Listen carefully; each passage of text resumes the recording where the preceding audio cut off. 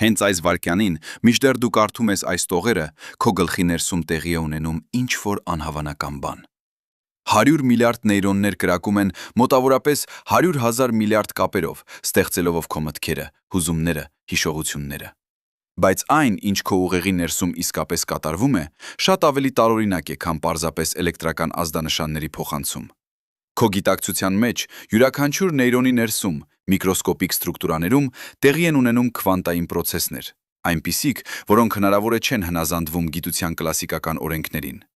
Եվ եթե մի խումբ գիտնականներ ճիշտ են, ապա այս քվանտային պրոցեսներն են ստեղծում քո եսը։ Իսկ երբ քո մարմինը մեռնում է, այս քվանտային տեղեկատվությունը հնարավոր է չի վերանում։ Դա ամենավտանգավոր հարցն է, որին մարդկությունը երբևէ դիմագրավել է։ Ինչ է լինում քո հետ, երբ դու մեռնում ես։ Ոչ քո մարմնի հետ, դա պարզ է։ Ոչ քո հիշողությունների հետ, դրանք կորում են նեյրոններիդ հետ միասին, այլ քո գիտակցության հետ, այն տարօրինակ, անբացատրելի բանի հետ, որը դարձնում է քեզ։ Հազարամյակներ շարունակ փիլիսոփաները եւ հոգեվորականները առաջարկել են պատասխաններ՝ հոգին, հաջորդ կյանքը, դատաստանի օրը, բայց դու ապրում ես 22-րդ դարում, երբ քվանտային ֆիզիկան սկսել է բացահայտել տիեզերքի ամենախորը գաղտնիքները։ Եւ այն, ինչ այս գիտնականները հայտնաբերել են, շատ ավելի տարօրինակ է, քան ցանկացած դավանություն կարող էր երբևէ երևակայել։ 2012 թվականին Օքսֆորդի համալսարանի մաթեմատիկայի պրոֆեսոր Ռոջեր Պենրուզը եւ Արիզոնայի համալսարանի անեսթեզիոլոգ Ստյուարտ Համերոֆը հրապարակեցին տեսություն, որը կարող էր հիմնովին փոխել մեր պատկերացումները մահի եւ գիտակցության մասին։ Պենրուզը մաթեմատիկական ֆիզիկայի ոլորտում արդեն ստացել էր Նոբելյան մրցանակ սև անցքերի եւ ընդհանուր հարաբերականության ոլորտում իր աշխատանքների համար։ Համերոֆը ծախսել էր 30 տարի, ուսումնասիրելով անզգայացումը եւ հարցնելով, թե ինչպես քիմիական նյութերը կարող են անջատել գիտակցությունը։ Նրանց համատեղ տեսությունը, որը հայտնի է որպես Orchestrated Objective Reduction կամ ORC-OR, պնդում էր ինչ-որ անհավատալի բան։ Գիտակցությունը չէր ծագում նեյրոնների միջև էլեկտրական ազդանշանների փոխանակումից։ Այն ծագում էր քվանտային պրոցեսներից նեյրոնների ներսում։ Որպեսզի հասկանաս, թե որքան ռադիկալ էր այս գաղափարը, պետք է պատկերացնես, թե ինչպես է գործում ավանդական նեյրոգիտությունը։ Դու երևի լսել ես, որ գիտակցությունը ծագում է նեյրոնների միջև կապերից, սինապսներից, որտեղ քիմիական նեյրոտրանսմիտերները անցնում են մի բջիջից մյուսը։ Սա նման է հսկայական էլեկտրական ցանցի, որտեղ միլիարդավոր անջատիչներ բացվում եւ փակվում են ամեն վայրկյան։ Եվ այս մոդելը բացատրում է շատ բաներ՝ հիշողությունը, ուսուցումը, զգայարաններն ու շարժումները։ Բայց կա մի խնդիր, որն անհանգստացնում է փիլիսոփաներին արդեն մի քանի դար։ Այս բոլոր էլեկտրական ազդանշանները եւ սև քիմիական ռեակցիաները չեն բացատրում, թե ինչպես է ծագում սուբյեկտիվ փորձառությունը, այն զգացումը, որ լինել դու։ Ինչպես է մի կույտ էլեկտրական ազդանշանները դառնում կարմիր գույնի զգացումը, երաժշտության հուզմունքը կամ սիրո տառապանքը։ Պենրոուզը եւ Համերոֆը հավատում էին, որ պատասխանը գտնվում է մի քիչ ավելի խորը։ Նեյրոնների ներսում, ցիտոսկելետի մեջ կամ մանրատարական ստրուկտուրաների ցանց, որոնք կոչվում են միկրոտուբուլներ։ Դրանք խոռոչավոր ցիլինդրիկ ստրուկտուրաներ են, որոնք կազմված են պրոտեինից, որը կոչվում է տուբուլին։ Ավանդական կենսաբանությունը դիտարկում էր դրանք որպես բջջի ստրուկտուրալ հենակ, նման քաղաքի շենքերի շինարարական շրջանակներին։ Բայց Պենրոուզը եւ Համերոֆը պնդում էին, որ այս միկրոտուբուլները արել են ավելին, քան պարզապես պահպանել բջջի ձևը։ Նրանք էին իրականում կատարում քվանտային հաշվարկներ։ Երևակայիր, միկրոտուբուլը որպես սուպերհզոր բիոլոգիական համակարգիչ, որտեղ տուբուլինի յուրաքանչյուր մոլեկուլ կարող է գոյություն ունենալ միաժամանակ բազմաթիվ վիճակներում, քվանտային սուպերպոզիցիայի շնորհիվ։ Դա քվանտային մեխանիկայի ամենատարօրինակ հատկանիշներից մեկն է։ Փոքրիկ մասնիկները կարող են լինել երկու վիճակում միաժամանակ, ինչպես Շրյոդինգերի տարահյուր կատուն, որը միաժամանակ եւ կենդանի է եւ մեռած։ Պենրուզը հաշվարկել էր, որ երբ բավականաչափ տուբուլինի մոլեկուլներ մտնում են սուպերպոզիցիա, դրանց քվանտային վիճակը դառնում է անկայուն։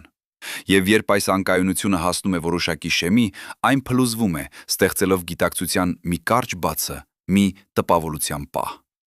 Նրանք հաշվարկել էին, որ այս քվանտային փլուզումը տեղի է ունենում մոտավորապես 40 անգամ ամեն վայրկյանում, ստեղծելով շարունակական գիտակցության հոսքը։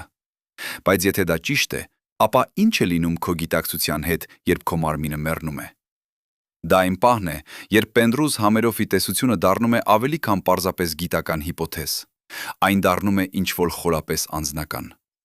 Դասական ֆիզիկայի համաձայն քո գիտակցությունը պարզապես կորում է։ Նեյրոնները դադարում են կրակել, մի կրակել, միկրոտուբուլներդ քայքայվում են, եւ դու դադարում ես գոյություն ունենալ։ Բայց քվանտային ֆիզիկան ասում է ինչ-որ այլ բան։ Քվանտային ֆիզիկայում կա ֆունդամենտալ սկզբունք, որը կոչվում է տեղեկատվության պահպանման օրենք։ Տեղեկատվությունը երբեք չի կորչում տիեզերքում։ Այն կարող է փոխակերպվել, տարածվել, գաղտնագրվել, բայց երբեք ոչնչացվել։ Երբ քո սիրտը դադարում է զարկել եւ քո ուղեղը դադարում է թթվածնով մատակարարվել, մի ինչ-որ տարօրինակ բան է կատարվում քվանտային մակարդակում։ Պենրոուզը եւ Համերոֆը հիպոթեզ են առաջարկել, որ քվանտային տեղեկատվությունը, որը էր քո գիտակցությունը, չի պարզաբապես անհետանում։ Միկրոտուբուլների ստրուկտուրան քայքայվում է, բայց քվանտային տեղեկատվությունը, որը պահպանված էր դրանց ներսում, արձակվում է։ Ուր է գնում այն։ Համերոֆի խոսքերով այն վերադառնում է տիեզերք։ Այս քվանտային տեղեկատվությունը, որը համարվում էր քո եսը, քո սուբյեկտիվ փորձառությունը, ոչ թե ոչնչացվում է, այլ տարածվում տիեզերական տարածության ֆաբրիկի մեջ։ Հասկանում եմ, թե դու ինչի մասին ես մտածում։ Դա հնչում է ճիշտ այնպես, ինչպես հերթական New Age անհեռատեսություն, որը փորձում է խառնել գիտությունը մետաֆիզիկայի հետ։ Եվ պետք է ընդունել, շատ գիտնականներ հենց այդպես էլ դիտարկում են Պենրոուզ Համերոֆի տեսությունը։ Բայց կա մի մանրուք։ Պենրոուզը ոչ թե մի մոլեռանդ է, որը փորձում է արդարացնել կրոնական հավատքը։ Նա Օքսֆորդի մաթեմատիկայի փորձառական պրոֆեսոր է, ով ստացել է Նոբելյան մրցանակ 2020 թվականին, իր քվանտային տեսության մեջ սև անցքերի մասին աշխատանքների համար։ Նրա տեսությունը հիմնված է ոչ թե մարված ցանկության վրա, այլ մաթեմատիկական բանաձևերի եւ ընդհանուր հարաբերականության օրենքների վրա։ Իրականում Պենրոուզի տեսության մի մասը արդեն փորձարկվել է եւ հաստատվել է։ 2014 թվականին գիտնականների խումբը Կալիֆոռնիայի համալսարանում ցույց տվեց, որ միկրոտուբուլները իսկապես կարող են պահպանել քվանտային կոհերենցիա անգամ ջերմ, խառն բիոլոգիական միջավայրում, որտեղ այդքան երկար ժամանակ կասկածի տակ էր դրվել քվանտային էֆեկտների հնարավորությունը։ Նույն թվականին Համերոֆի լաբորատորիան Արիզոնայի համալսարանում ապացուցեց, որ անզգայացման դեղամիջոցները, որոնք անջատում են գիտակցությունը, անուղղակի ազդում են հենց միկրոտուբուլների վրա։ Երբ նրանք օգտագործեցին անզգայացման գազեր, ինչպիսիք են իզոֆլուրանը կամ սևոֆլուրանը, այդ մոլեկուլները կապվում էին միկրոտուբուլների հետ եւ խանգարում էին քվանտային վիճակների սինխրոնիզացիային։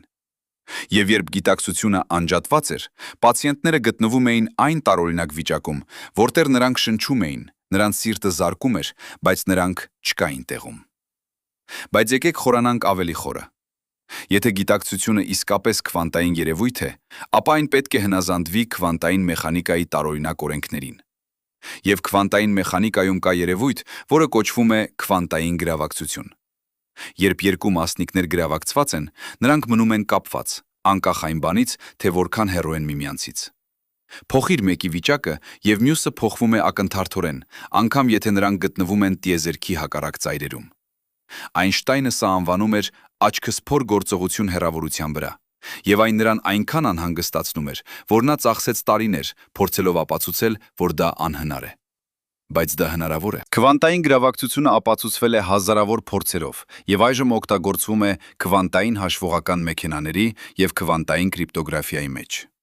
Այժմ երևակա իր ինչ-որ անհավատալի։ Եթե քո գիտակցությունը հիմնված է քվանտային գրավակցված վիճակների վրա, քո ուղեղի միկրոտուբուլների մեջ, եւ եթե այդ տեղեկատվությունը արձակվում է տիեզերք, երբ դու մեռնում ես, ապա այն դեռևս մնում է գրավակցված այն տիեզերական ֆաբրիկի հետ, որը մենք սովորաբար կոչում ենք դատարկ տարածություն։ Բայց քվանտային ֆիզիկայի մեջ տարածությունը երբեք իսկապես դատարկ չէ։ Այն լեցուն է շարունակաբար ծագող եւ անհետացող վիրտուալ մաստիկներով, քվանտային տատանումներով, որոնք թրթռում են յուրաքանչյուր սենտիմետրում։ Իսկ եթե Պենրոուզը ճիշտ է, այդ քվանտային տատանումների մի մասը կարող է պարունակել քո գիտակցության հետքերը։ Կա եւս մեկ խորը կետ։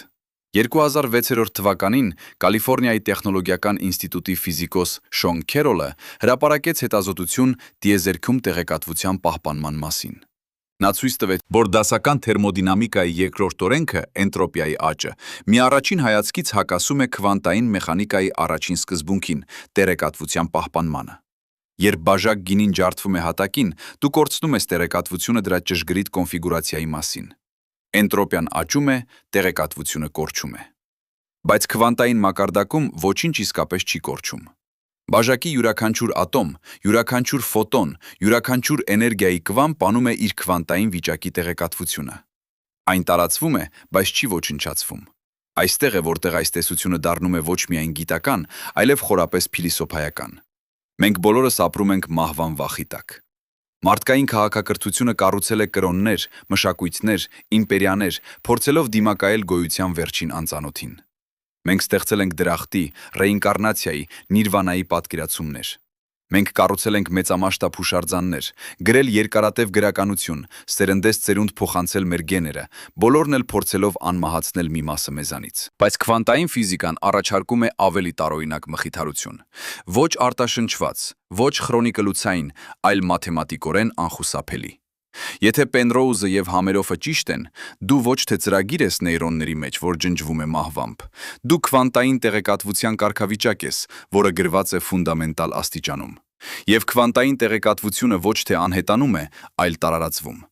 Երբ քո սիրտը դադարում է զարկել, միկրոտուբուլների քվանտային վիճակները, որոնք կազմում էին քո գիտակցությունը, տարածվում են տիեզերքի քվանտային դաշտում։ Քո սուբյեկտիվ փորձառությունը, զգացումները, հիշողությունները, ամեն ինչը դարձնում էր քեզ դու, տարածվում է ամբողջ տիեզերքում։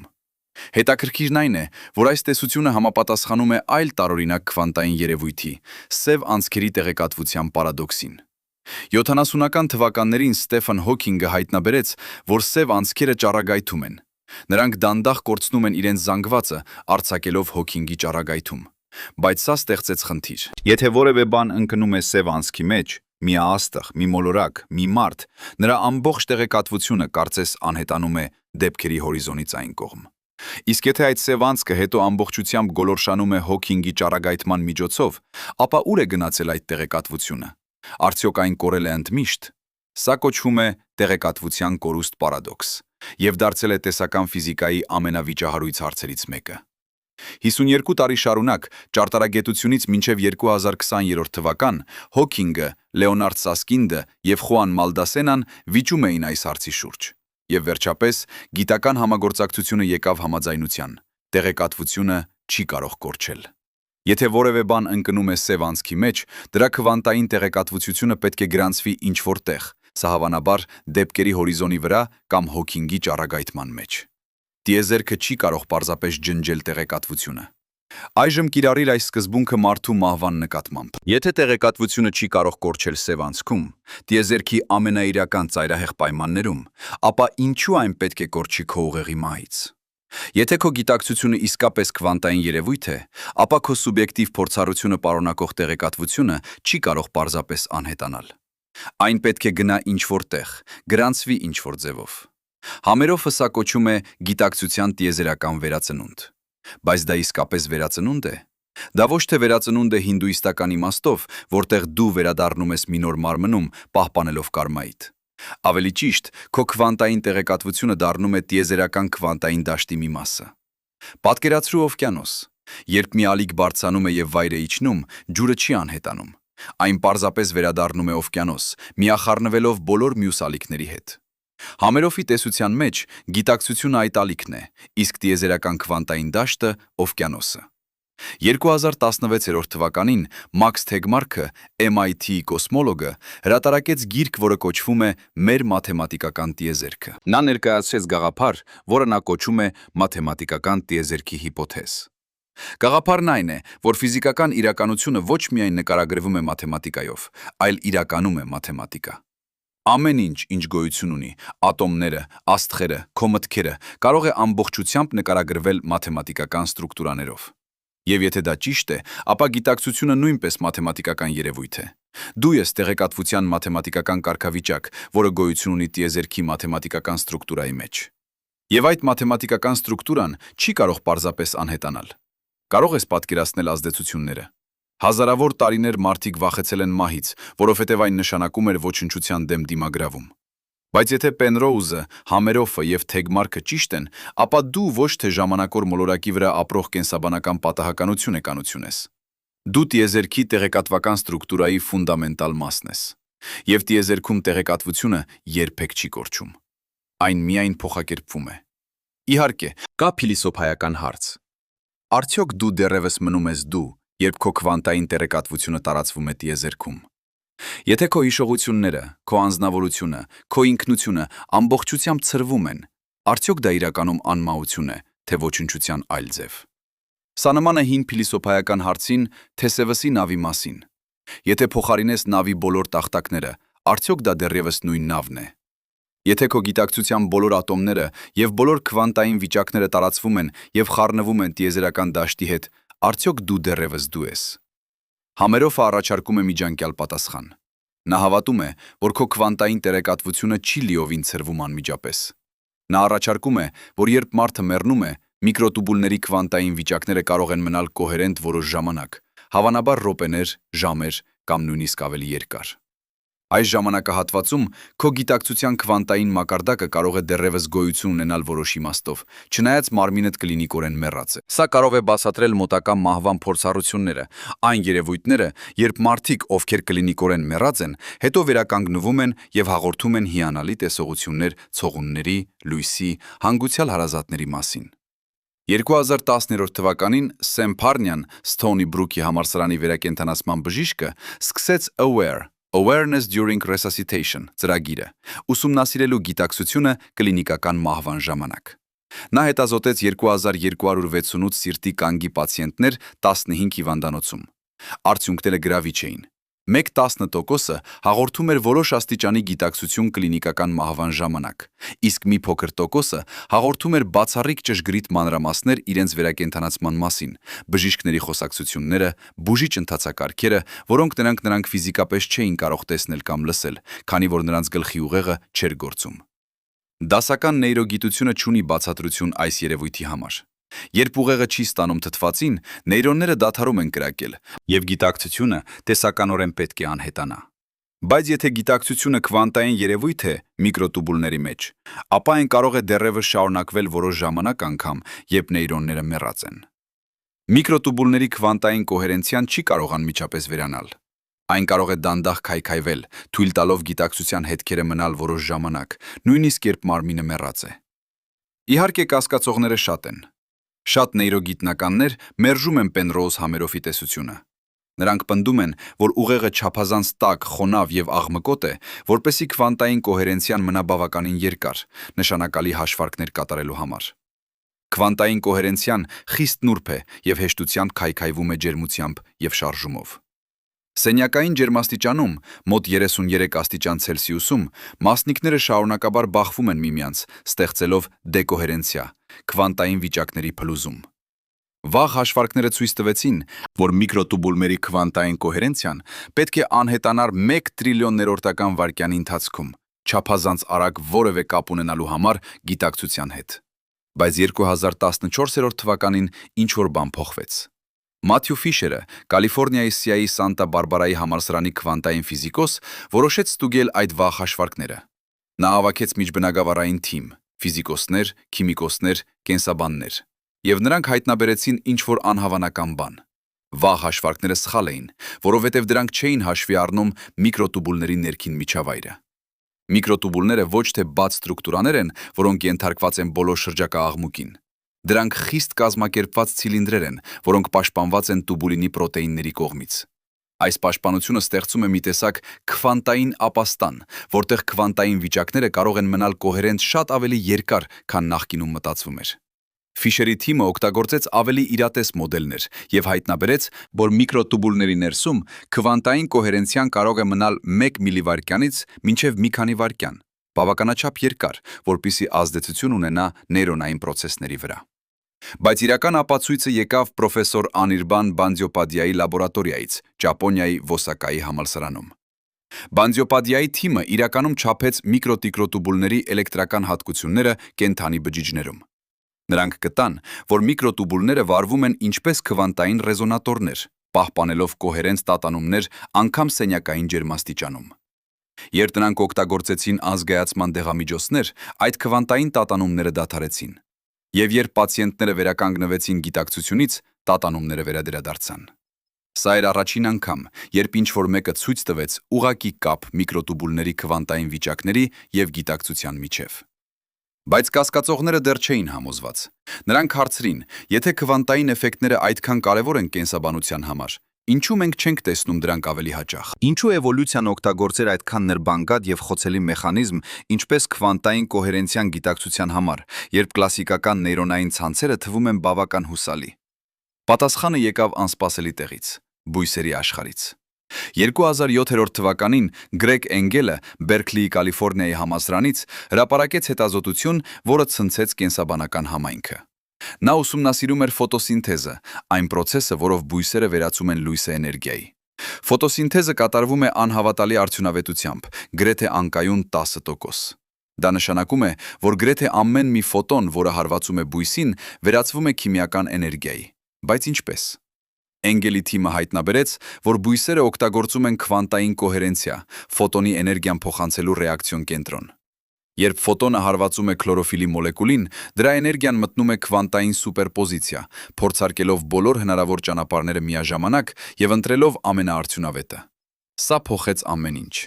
Եթե բույսերը պարզ օրգանիզմներ, որոնք չունեն նեյրոններ կամ ուղեղ, կարող են օգտագործել քվանտային մեխանիկան էներգիա հավաքելու համար, ապա ինչու ոչ կենդանիները գիտակցության համար։ Փաստորեն հայտնաբերվեց, որ քվանտային էֆեկտները տարածված են կենսաբանության մեջ։ Եվրոպական կարմրախտիկները օգտագործում են քվանտային գրավակցություն իրենց աչքերի մեջ, երկրի մագնիսական դաշտը զգալու համար եւ ուղղորդվելու հարավից դեպի հյուսիս իրենց միգրացիայի ժամանակ։ 2012 թվականին Թորստեն Ռիցը Լոնդոնի համալսարանից ցույց տվեց, որ երբ կարմրախտիկների աչքերում կապտ լույսը հարվածում է կրիպտոխրոմ պրոտեինը, այն ստեղծում է երկու ռադիկալ մաստիկների զույգ, որոնք մնում են քվանտորեն գրավակցված բավականաչափ երկար, որպեսզի թռչունը տեսնի մագնիսական դաշտի ուղղությունը։ Նույնիսկ հոտարոցյան զգացողությունը, որը դուք օգտագործում եք ամեն օր, ընդունելու համար դառը սուրճի բուրմունքը կամ թարմ հացի հոտը, հնարավոր է օգտագործում քվանտային մեխանիկա։ Լյուկա Թուրինը, բիոֆիզիկոս, ով տասնամյակներ ծախսեց ուսումնասիրելու հոտարությունը, առաջարկեց տեսություն, որ մենք հոտոտում ենք ոչ թե պարզապես բռնելով մոլեկուլների ձևը, այլ լսելով նրանց տատանումները քվանտային թունելավորման միջոցով։ Երբ հոտավետ մոլեկուլը կապվում է քթի տնկալիչի հետ, էլեկտրոնը թունելավորվում է մոլեկուլի միջով, եւ այդ թունելավորման արագությունը կախված է մոլեկուլի տատանումներից։ Քո ուղեղը հետո ընթերցում զում է այդ քվանտային տատանումների կոդը եւ մեկնաբանում որպես հոտ։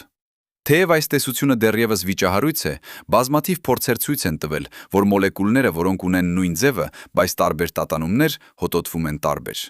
Այսինքն, քվանտային կենսաբանությունը ոչ թե գիտական ֆանտաստիկա է, դա արդեն հաստատված գիտական ոլորտ է, որն ուսումնասիրում է, թե ինչպես կենդանի օրգանիզմները օգտագործում են քվանտային մեխանիկա։ Եվ եթե բույսերը կարող են օգտագործել քվանտային կոհերենցիա ֆոտոսինթեզի համար, եթե թռչունները կարող են օգտագործել քվանտային գրավակցություն նավարկության համար, եթե դու կարող ես օգտագործել քվանտային թունելավորում հոտի համար, ապա ինչու ոչ քո ուղեղը գիտակցության համար։ Էվոլյուցիան կրկնում է հաջող ռազմավարությունները։ Եթե քվանտային մեխանիկան աշխատում է մեկ համատեքստում, այն հավանաբար կօգտագործվի ուրիշ տեղերում նույնպես։ Բայց եկեք վերադառնանք մեր հիմնական հարցին։ Ինչ է լինում քո գիտակցության հետ, երբ դու մեռնում ես։ Եթե գիտակցությունը իսկապես քվանտային երևույթ է, եւ եթե քվանտային տեղեկատվությունը չի կարող կորչել, ապա ուր է գնում այն։ Պենրոուզը եւ Համերոֆը ասում են, որ այն վերադառնում է տիեզերք, բայց ինչ է դա իրականում նշանակում։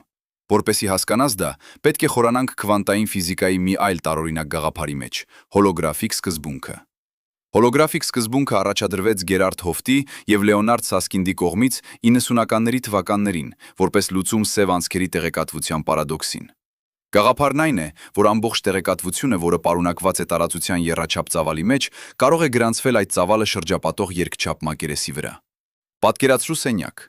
Հոլոգրաֆիկ սկզբունքի համաձայն ամեն ինչ կատարվում է այդ սենյակի ներսում։ Յուրաքանչյուր մասնիկի դիրքը, յուրաքանչյուր էներգիայի քվանտը կարող է ամբողջությամբ նկարագրվել տեղեկատվությամբ, որը գրանցված է սենյակի պատերի վրա։ Դու, ով կարդում ես այս տողերը, քո բոլոր մտքերը, հիշողությունները, զգացմունքները կարող են տեսականորեն գրանցվել երկչափ մակերեսի վրա, որը շրջապատում է քեզ։ Սա հնչում է անհավատալի, բայց հոլոգրաֆիկ սկզբունքն այժմ լայնորեն ընդունված է տեսական ֆիզիկայի մեջ։ Այն բխում է լարային տեսությունից եւ քվանտային ջրավիտացիայի ուսումնասիրությունից, եւ դա ունի խորը ազդեցություններ մահվան եւ գիտակցության վրա։ Եթե ամբողջ տեղեկատվությունը քո մասին կարող է գրանցվել երկչափ մակերեսի վրա, ապա երբ քո մարմինը մեռնում է եւ քո միկրոտուբուլները քայքայվում են, այդ տեղեկատվությունը պարզապես տեղափոխվում է տիեզերական տարածության հոլոգրաֆիկ սահմանին։ Դու չես անհետանում։ Դու մի տեսքից փոխակերպվում ես մյուսի։ Դու դառնում ես հոլոգրամ, գրանցված տիեզերքի մեջ։ Բայց ահա տեղին է հարցը, որը հետապնդում է ինձ եւ հնարավոր է հետապնդում է նաեւ քեզ։ Եթե քո գիտակցությունը արձակվում է տիեզերք եւ գրանցվում է հոլոգրաֆիկ մակերեսի վրա, արդյոք դու դեռևս դու ես։ Արդյոք դու փորձառություն ես ունենում։ Արդյոք դու զգում ես ինչ-որ բան։ Կամ դու պարզապես դառնում ես пассив տեղեկատվություն, նման հին ֆոտոխցիկի սառցված պատկերին։ Սա մեզ հասցնում է մի ֆունդամենտալ փիլիսոփայական հարցի, որը հայտնի է որպես դժվար խնդիր գիտակցության մասին։ Փիլիսոփա Դեյվիդ Չալմերսը ձևակերպեց այս խնդիրը 90-ականների թվականներին։ Մենք կարող ենք բացատրել, թե ինչպես է ուղեղը մշակում տեղեկատվություն, ինչպես է այն պահում հիշողությունները, ինչպես է այն արձագանքում գրգիռներին։ Դրանք հեշտ խնդիրներն են, եւ մենք դրանք լուծում ենք առաջընթացով նեյրոգիտության մեջ։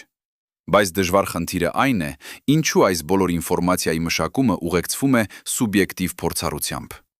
Ինչու կարմիր լույսի տատանումները դառնում են կարմիր գույնի տեսողություն։ Ինչու հուզիչ երաժշտությունը զգացվում է որպես ուրախություն ու կամ տխրություն։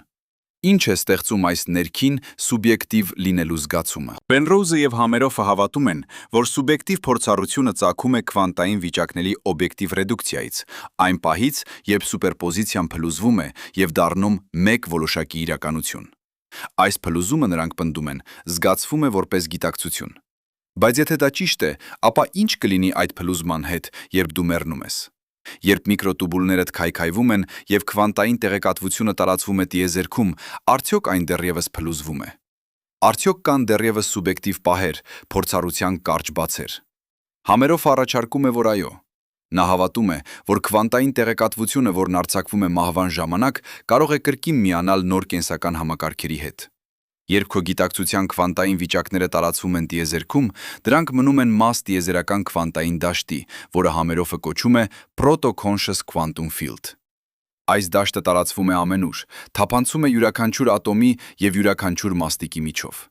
Եվ երբ նոր կենդանի համակարգերը կազմավորվում են, նոր ուղեղներ,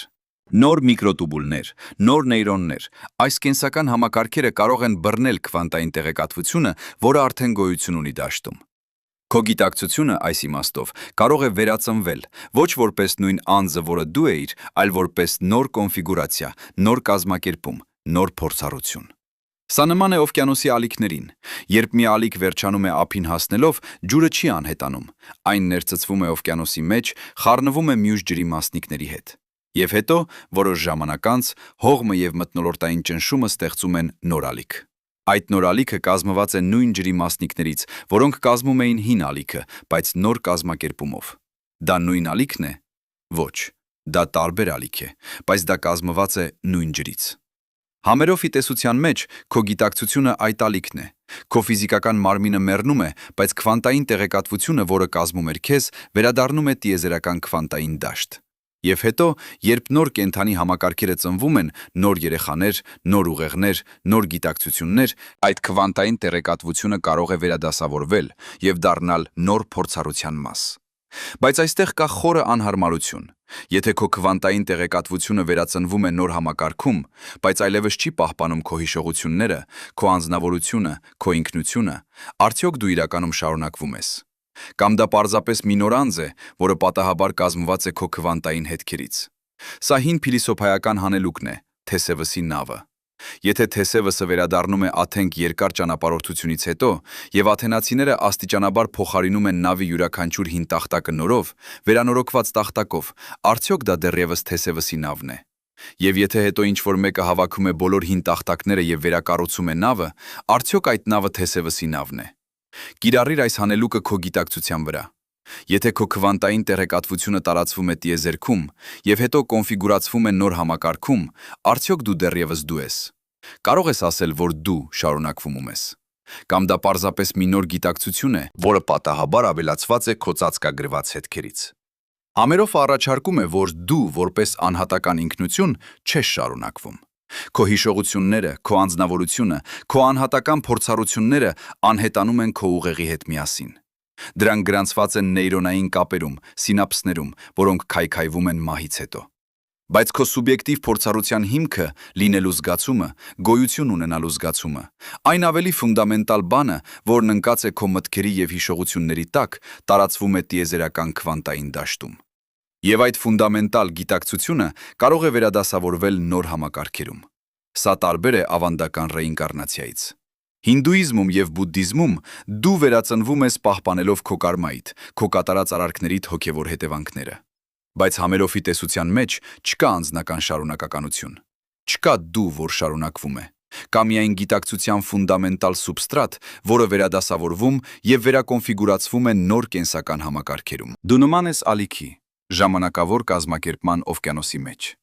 Երբ ալիքը փլուզվում է, օվկիանոսը չի անհետանում։ Նոր ալիքներ աճում են, ընկնում են, աճում են, ընկնում են, անվերջ։ Եվ յուրաքանչյուր ալիք միաժամանակ եզակի է եւ նույն օվկիանոսի մասը։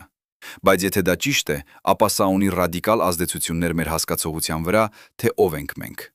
Մենք սովորաբար մտածում ենք մեր անձի մասին որպես մեկուսացված, անկախ հավասարություններ։ Ես եմ այստեղ, քո ուղեղիդ ներսում, առանձին բոլոր մյուսներից։ Եվ երբ ես մեռնում եմ, ես անհետանում եմ։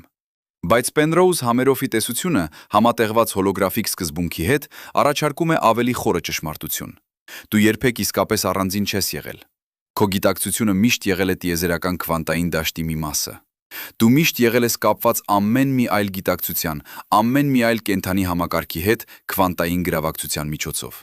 Քո առանձնակի գոյությունդ միայն երևակայություն է, որն ստեղծվել է քո ուղեղի կողմից քեզ ֆունկցիոնալ դարձնելու համար։ 2030 թվականին Քրիստոֆ Քոխը, Բերլինի Հումբոլտի համալսարանի նեյրոգիտնականը, ցույց տվեց, թե ինչպես է ուղեղը կառուցում ինքնության զգացումը։ Նա օգտագործեց ֆունկցիոնալ MRI ուսումնասիրելու ուղեղը, երբ մարդիկ մտածում էին իրենց մասին։ Նա հայտնաբերեց, որ ինքնության զգացումը կապված է ուղեղի մի տարածքի հետ, որը կոչվում է լրակյացային ռեժիմի ցանց։ Այս ցանցը ակտիվ է, երբ դու չես անում ոչինչ հատուկ, երբ դու պարզապես նստած ես եւ երազում։ Եվ Քոխը ցույց տվեց, որ եթե այս ցանցը անջատվի տրանսկրանիալ մագնիսական ստիմուլյացիայի միջոցով, մարդիկ կորցնում են ինքնության զգացումը։ Նրանք դեռևս գիտակցություն ունեն, դեռևս փորձառություն ունեն, բայց եսի զգացումը, այն սուբյեկտիվ կենտրոնը, որը սովորաբար զգում ես որպես դու, անհետանում է։ Սա նշանակում է, որ դու, որպես առանձին անձ, միայն պատկերացում է, որը կառուցվել է քո ուղեղի կողմից։ Խորը քվանտային մակարդակում դու միշտ եղել ես ավելի խորը գիտակցության մի մասը, որը տարածվում է ամբողջ տիեզերքում։ Քո ֆիզիկական ուղեղը միայն ժամանակավոր անտենա է, որը լսում է տիեզերական քվանտային դաշտը եւ վերածում է այն անհատական փորձառության։ Երբ այդ անտենան քայքայվում է մահով, քո անհատական ինքնությունը անհետանում է, բայց խորը քվանտային տեղեկատվությունը, որը ստեղծում էր քո սուբյեկտիվ փորձառությունը, շարունակվում է որպես տիեզերական դաշտի մաս։ Սա կարող է հնչել խորապես անհանգստացնող։ Եթե ես որպես անհատ չեմ շարունակվում մահից հետո, ապա ինչ նշանակություն ունի իմ կյանքը։ Ինչու պայքարել, ստեղծել, սիրել, եթե ես ժամանակավոր ալիք եմ, որը վերջին հաշվով վերադառնում է օվկիանոս։ Բայց կա այլ ձև նայելու դրան։ Եթե դու տիեզերական գիտակցության ժամանակավոր արտահայտություն ես, ապա քո կյանքը, քո փորձառությունը, քո սերը եւ ստեղծագործությունդ դառնում են տիեզերքի ինքնազարգացման մաս։ Յուրաքանչյուր մտածած մտք, յուրաքանչյուր զգացած զգացում, յուրաքանչյուր արարք սերության կվության կամ ստեղծագործության դառնում է տիեզերքի հիշողության մաս, գրանցված քվանտային դաշտում։ Կարլ Սագանը, ամերիկացի աստղաֆիզիկոսը, ասել է. «Մենք այնպիսի նյութով ենք պատրաստված, որից պատրաստված են աստղերը»։ Բայց Պենրոուզ Համերոֆի տեսությունը ավելի է ասում. մենք ոչ միայն պատրաստված ենք աստղերի նյութից, մենք պատրաստված ենք գիտակցության քվանտային դաշտից, որը տարածվում է ամբողջ տիեզերքում։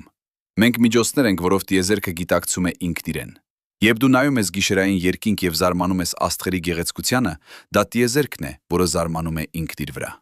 Երբ դու զգում ես սեր մի այլ մարդու նկատմամբ, դա տիեզերական գիտակցությունն է, որը վերակապվում է ինքն իր հետ, քո եւ մյուս մարդու միջոցով։ Բայց այստեղ կա վերջին խորը հարց, որը պետք է հասցեագրվի։ Եթե գիտակցությունը ֆունդամենտալ է տիեզերքում, եթե այն proto-conscious quantum field իսկապես գոյություն ունի, ապա որտեղից է եկել այն։ Արդյոք գիտակցությունը միշտ գոյություն ունեցել է, նույնիսկ նախքան մեծ պայթյունը։ Կամ արդյոք այն ծագել է որոշակի կետում տիեզերքի էվոլյուցիայի ընթացքում։ Եվ եթե այն ծագել է, ապա ի՞նչն է ստեղծել այն։ Պենրոուզը հավատում է, որ գիտակցությունը կապված է տիեզերքի ֆունդամենտալ ստրուկտուրայի հետ, տարածության, ժամանակի, երկրաչափության հետ։ Նա աշխատել է տարիներ, փորձելով վերամիավորել քվանտային մեխանիկան եւ ընդհանուր հարաբերականությունը, ստեղծելու քվանտային գրավիտացիայի տեսություն։ Եվ նա հավատում է, որ գիտակցությունը ծագում է տարածության ժամանակի ֆաբրիկի մեջ քվանտային գեոմետրիայի օբյեկտիվ ռեդուկցիայից։ Այլ կերպ ասած, գիտակցությունը ոչ թե մի երևույթ է, որը ծագել է կենսաբանական էվոլյուցիայի ընթացքում։ Այն ֆունդամենտալ հատկանիշ է տիեզերքի, որը եղել է ամեն ժամանակ, նույնիսկ նախքան աստղերը, մոլորակները կամ կյանքը։ Սա ծայրահեղ գաղափար է, եւ շատ գիտնականներ դեռևս սկեպտիկ են։ Բայց մի քանի նշանակալից նախանշաններ ցույց են տալիս, որ Պենրոուզը հնարավոր է ճիշտ է։ 2023 թվականին ֆիզիկոսների խումբը Վատերլոոյի Պերիմետր ինստիտուտում հրապարակեց մաթեմատիկական մոդել, որը ցույց է տալիս, թե ինչպես կարող է գիտակցությունը ծագել քվանտային երկրաչափությունից։ Նրանք հայտնաբերեցին, որ երբ քվանտային ոլորտները ինտերֆերենցիան են ստեղծում որոշակի երկրաչափական կոնֆիգուրացիաներով, դրանք ստեղծում են ինֆորմացիայի սինգուլյարություններ, կետեր, որտեղ տեղեկատվության խտությունը կտրուկ աճում է։ Եվ այս ինֆորմացիայի սինգուլյարությունները կարող են վարվել որպես գիտակցության սերմեր, հիմքեր, որոնք կարող են զարգանալ ավելի բարդ փորձառության մեջ։ Եթե դա ճիշտ է, ապա գիտակցությունը երբեք չի ծագել։ Այն միշտ եղել է տիեզերքի երկրաչափական ստրուկտուրայի մի մասը։ Սպասելով կենսաբանական համակարգերի, որոնք կարող էին գործել որպես անտենաներ, բռնելու այն եւ վերածելու այն փորձառության։ Քո ուղեղը ոչ թե ստեղծեց գիտակցությունը, քո ուղեղը միայն լսեց այն, ինչպես ռադիոն լսում է ռադիոալիքները։ Եվ երբ քո ուղեղը մեռնում է, քո անտենան ոչնչանում է, բայց ալիքները շարունակվում են։ Սա բացատրում է, թե ինչու է Համերոֆը ասում, որ գիտակցությունը վերադառնում է տիեզերք։ Այն երբեք չի լքել տիեզերքը։ Այն միշտ եղել է տիեզերքի քվանտային դաշտի մի մասը։ Քո ուղեղը միայց մի պատուհան էր, որը թույլ էր տալիս այդ տիեզերական գիտակցությանը փորձառություն ունենալ որպես անհատական դու։ Երբ այդ պատուհանը փակվում է, անհատականությունը անհետանում է, բայց տիեզերական գիտակցությունը շարունակվում է, սպասելով նոր պատուհանների բացվելուն։ Իհարկե, բոլոր այս գաղափարները դեռ խիստ տեսական են։ Մենք չունենք վերջնական ապացույց, որ գիտակցությունը քվանտային երևույթ է։ Մենք չունենք վերջնական ապացույց, որ տեղեկատվությունը պահպանվում է մահից հետո։ Մենք չունենք վերջնական ապացույց, որ կա proto-conscious quantum field։ Բայց մենք ունենք առաջընթացող ապացույցների մարմին, որը ցույց է տալիս, որ այս գաղափարները հնարավոր են։ Եվ եթե դրանք ճիշտ են, ապա դրանք ամբողջությամբ փոխում են մեր հասկացողությունը գոյության, մահվան եւ ինչ է նշանակում լինել մարդ։ Կարող ես պատկերացնել աշխարհ, որտեղ մահը այլևս վախի օբյեկտ չէ, այլ մի տրանսֆորմացիա։ Աշխարհ, որտեղ մենք հասկանում ենք, որ մենք բոլորս միացված ենք խորը քվանտային մակարդակում, որ մեր անհատական գոյությունը ժամանակավոր արտահայտություն է տիեզերական գիտակցության։ Աշխարհ, որտեղ յուրաքանչյուր գործողություն, յուրաքանչյուր մտքեր, յուրաքանչյուր սերի արարք դառնում է տիեզերքի հիշողության մեջ գրանցում։ Այս լեզվի համաձայն քո կյանքը անմիջապես դառնում է ավելի խորուրդ, ավելի իմաստալից, ավելի սրբազան։ Բայց փորձարկելու համար այս տեսությունները մենք պետք է գնանք ավելի խորը։ Մենք պետք է նայենք փորձերին, որոնք փորձում են ուղղակիորեն ստուգել Պենրոուզ Համերոֆի կանխատեսումները։ Մենք պետք է հետազոտենք, թե ինչպես է գիտակցությունը տեղի ունենում բջջային մակարդակում, ինչպես են միկրոտուբուլները փորձում մեկնաբանել որպես քվանտային համակարգիչներ, եւ ինչպես են անզգայացման դեղամիջոցները խանգարում այդ քվանտային պրոցեսներին։ Մենք պետք է ուսումնասիրենք մոտակա մահվան փորձառությունները եւ նրանց հնարավոր կապը քվանտային կոհերենցիայի հետ։ Եվ մենք պետք է բախում ենք նույնիսկ ավելի խորը փիլիսոփայական հարցերին։ Արդյոք սուբյեկտիվ փորձառությունը կարող է իսկապես բացատրվել ֆիզիկայով, կամ արդյոք մնում է անբացատրելի պատուհան, դժվար խնդիրը, որը մենք երբեք չենք լուծի։ 2015 թվականի մարտի 20-ը Ճապոնիայի Ոսակայի համալսարանի լաբորատորիայում պրոֆեսոր Անիրբան Բանդյոպադյայի թիմը նախապատրաստում էր կատարել փորձ, որը կարող էր վերջնականապես ապացուցել կամ հերքել Պենրոուզ Համերոֆի տեսությունը։ Նրանք տեղադրել էին միկրոտուբուլների նմուշներ ծայրահեղ զգայուն սարքավորումների մեջ, որոնք կարող էին հայտնաբերել քվանտային տատանումները մոլեկուլային մակարդակում։ Սենյակի ջերմաստիճանը 36 աստիճան Ցելսիուս, մարդու մարմնի ջերմաստիճան, այն ջերմաստիճանը, որտեղ կյանքը տեղի է ունենում։ Երբ նրանք միացրեցին սարքավորումները, մոնիտորներում հայտնվեցին տատանումներ, կանոնավոր, ռիթմիկ, կոհերենտ։ Միկրոտուբուլները վիբրացնում էին որոշակի հաճախականությամբ, մոտավորապես 8 մեգահերց։ Որքան ժամանակ կարող էր այս քվանտային կոհերենցիան պահպանվել։ Վաղ տեսակետները կանխատեսում էին միլիարդերորդական վայրկյաններ, բայց չափումները ցույց էին տալիս վայրկյաններ։ Ամբողջ վայրկյաններ, հսկայական ժամանակ քվանտային մասշտաբով։ Հետո նրանք ավելացրեցին անզգայացման գազ, սևոֆլուրան, Ամենատարածված անզգայացման գազերից մեկը, որը օգտագործվում է միլիոնավոր վիրահատությունների ժամանակ ամեն տարի։ Մի րոպե անց տատանումները սկսեցին թուլանալ։ 2 րոպե անց դրանք դարձան անկանոն։ 3 րոպե անց դրանք գրեթե անհետացան։ Միկրոտուբուլները դեռ ֆիզիկապես շարունակում էին գոյություն ունենալ, բայց դրանց քվանտային կոհերենցիան խանգարվել էր։ Իսկ երբ նրանք հեռացրին գազը, տատանումները աստիճանաբար վերականգնվեցին։ Նույն հաճախականությունը, նույն ռիթմը, կարծես որ ոչինչ չլիներ։ Սա էր անուղղակի ապացույցը, որը Համերոֆը փնտրում էր 30 տարի։ Ազգայացումը չի սպանում բջիջները, այն չի նվազեցնում նեյրոտրանսմիտերների քանակը, այն պարզապես խանգարում է միկրոտուբուլների քվանտային տատանումները։ Եվ երբ այդ տատանումները դադարում են, գիտակցությունը անջատվում է։ Պացիենտը շնչում է, նրա սիրտը զարկում է, նրա ուղեղը շարունակում է մետաբոլիկ գործունեությունը, բայց նա չկա տեղում։ Նրա սուբյեկտիվ փորձառությունը դադարել է։ Բայց ամենափայլուն հայտնագործությունը եկավ, երբ բանդիոպաթիայի թիմը սկսեց համեմատել տարբեր անզգայացման գազերի ազդեցությունը։ Նրանք հայտնաբերեցին, որ գազերը, որոնք ավելի ուժեղ էին հարվածում միկրոտուբուլների տատանումներին, նաև ավելի ուժեղ էին անզգայացնում պացիենտներին։ Կար ուղիղ կապ միկրոտուբուլների քվանտային խանգարման և գիտակցության կորստի միջև։ Սա չէր կարող լինել պատահականություն։ Եթե գիտակցությունը պարզապես նեյրոնների միջև էլեկտրական ազդանշանի արդյունք էր, ապա ինչու անզգայացման գազերը կապվում էին միկրոտուբուլների հետ և խանգարում էին դրանց քվանտային վիճակները։ Նույն թվականին Մաթյու Ֆիշերի թիմը Կալիֆոռնիայի համալսարանում հայտնաբերեց ավելի տարօրինակ բան։ Նրանք ուսումնասիրում էին ֆոսֆորի ատոմները միկրոտուբուլների ներսում։ Ֆոսֆորը կարևոր տարր է կենսաբանության մեջ, ATP մոլեկուլներում, DNA-ում, բջջային թաղանթներում։ Բայց Ֆիշերը հայտնաբերեց, որ ֆոսֆորի որոշակի իզոտոպը ֆոսֆոր 31, ունի անսովոր քվանտային հատկություն։ Նրա միջուկը ունի սպին, քվանտային բնութագիր, որը թույլ է տալիս այն գործել որպես քվանտային բիտ։ Ֆիշերը կանխատեսեց, որ կալցիում ֆոսֆատի միացություններում, որոնք հարատև են ուղեղում, ֆոսֆոր 31-ի ատոմները կարող են մնալ քվանտորեն գրավակցված օրեր, շաբաթներ, նույնիսկ ամիսներ։ Այս ծայրահեղ երկար կոհերենցիայի ժամանակը կարող էր թույլ տալ ուղեղին պահել քվանտային տեղեկատվությունը հիշողություններում, մտքերում, նույնիսկ անհատականության մեջ։ Եվ եթե դա ճիշտ է, ապա երբ մարդը մեռնում է, այդ քվանտորեն գրավակցված ֆոսֆորի ատոմները չեն անմիջապես կորցնում իրենց կապը։ Դրանք կարող են մնալ կոհերենտ որոշ ժամանակ, անգամ մարմնի մահից հետո։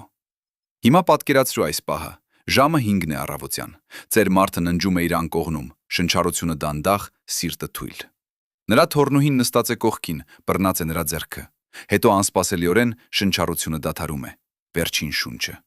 Սիրտը դարձնում է վերջին զարկերը։ 1, 2, 3։ Դադարում է։ Կլինիկական մահ։ Բժիշկները կասեին, որ այս մարդը մեռել է, բայց քվանտային մակարդակում ինչ-որ այլ բան է կատարվում։ Նեյրոններում, որոնք այլևս չեն ստանում թթվածին, էլեկտրական ազդանշանները դադարում են։ Բայց միկրոտուբուլների ներսում այն քվանտային վիճակները, որոնք պահպանում էին այս մարդու գիտակցությունը վերջին 86 տարի, դեռ կոհերենտ են։ Դրանց փլուզումը տեղի չի ունենում ակնթարթորեն։ Այն տեղի է ունենում աստիճանաբար, րոպե առ րոպե։ Համերոֆը հաշվարկել է, որ այս դեկոհերենցիայի պատուհանը կարող է տևել մինչև 20 վայրկյան նեյրոնների մահից հետո։ 20 վայրկյան, որտեղ քվանտային տեղեկատվությունը, որը կազմում էր այս մարդուն, դեռ գոյություն ունի որոշ ձևով։ Եթե այդ մարդը կարող էր վերականգնվել այս 20 վայրկյանի ընթացքում CPR-ի միջոցով, դեֆիբրիլյացիայի, թթվածնի, նա կվերադառնար։ Նրա հիշողությունները, անձնավորությունը, ինքնությունը կպահպանվեին։ Բայց եթե այդ 20 վայրկյանը անցնում է, ինչ-որ բան փոխվում է։ Միկրոտուբուլները սկսում են քայքայվել։ Նրանց ստրուկտուրալ ամբողջականությունը կորչում է։ Եվ քվանտային վիճակները, որոնք դրանք պահպանում էին, սկսում են արտահոսել դեպի շրջապատող միջավայր։ Ֆոսֆորի գրավակցված ատոմները, կալցիումի իոնները, էլեկտրոնները, որոնք կազմում էին այս մարդու գիտակցության քվանտային հիմքը, տարածվում են։ Դրանք տարածվում են բջիջներից դուրս, հյուսվածքներից դուրս, մարմնից դուրս։ Ուր են գնում նրանք։ Դասական ֆիզիկան կասեր ոչ միտեղ։ Դրանք պարզապես կորչում են, վերածվում ջերմության, անկարգության, էնտրոպիայի։ Բայց քվանտային ֆիզիկան ասում է ուրիշ բան։ Քվանտային տեղեկատվությունը չի կարող կորչել։ Այն միայն կարող է տարածվել, վերագրանցվել, ինտեգրվել տիեզերական քվանտային դաշտում։ 2012 թվականին Սեմ Փարնյան, ով վարում էր Aware ուսումնասիրությունը, վերլուծեց հարցազրույցներ 234 մարդկանց հետ, ովքեր վերապրել էին կլինիկական մահը։ Սրանք մարդիկ էին, ովքեր ապրել էին սիրտի կանգ, երբ սիրտը դա դադարել էր զարկել 6 րոպե, 10 րոպե, մեկ դեպքում նույնիսկ 107 րոպե։ Նրանց ուղեղները չէին ստանում թթվածին։ EEG սարքավորումները ցույց էին տալիս հարտկից, ոչ մի էլեկտրական ակտիվություն։ Ըստ դասական նեյրոգիտության, գիտակցությունը պետք է լիովին անհետանար, բայց 12%-ը հաղորդեցին որոշակի հիշողություններ այդ ժամանակահատվածից։ Եվ այն, ինչ նրանք հաղորդեցին, չէր կարող լինել պարզապես հալյուցինացիա կամ երազ։ Մի 24-ամյա տղամարդ, ով ապրել էր սիրտի կանգ վիրահատական սենյակում, նկարագրեց բժիշկների հատուկ խոսակցությունները, վիրահատական գործիքները, որոնք նրանք օգտագործեցին, նույնիսկ այն պահը, երբ մի բուժքույրը ասաց. «Ես չգիտեի, որ նա սպիտակ աչքի գնդիկներ ունի»։ Ինչպես նա կարող էր իմանալ դա։ Նրա աչքերը փակ էին, նրա ուղեղը չէր գործում, բայց որոշ իմաստով նա դեռ էր այնտեղ, դիտորդ, ուշադիր։ 46-ամյա կինը հաղորդեց տարօրինակ փորձառություն։ Նա ասաց, որ վեր բարձրացավ իր մարմնից և տեսավ բժիշկներին, ովքեր աշխատում էին նրա վրա։ Նա տեսավ իր քույրին սպասասրահում, լացող։ Նա տեսավ իր մահացած հորը, ով ասաց նրան, որ դեռ ժամանակը չի հասել։ Հետո հանկարծ նա վերադարձավ իր մարմին, աննկարագրելի ցավով, ինչպես ընկնում էր մի հսկայական բարձրությունից։ Երբ նա վերականգնվեց, նա նկարագրեց իր քրոջը բուժքույրի դեղին կոշիկները, որոնք նա տեսել էր, մինչդեռ թռչում էր սենյակում։ Բուժքույրը հաստատեց, այո, նա կրում էր դեղին կոշիկներ այդ օրը։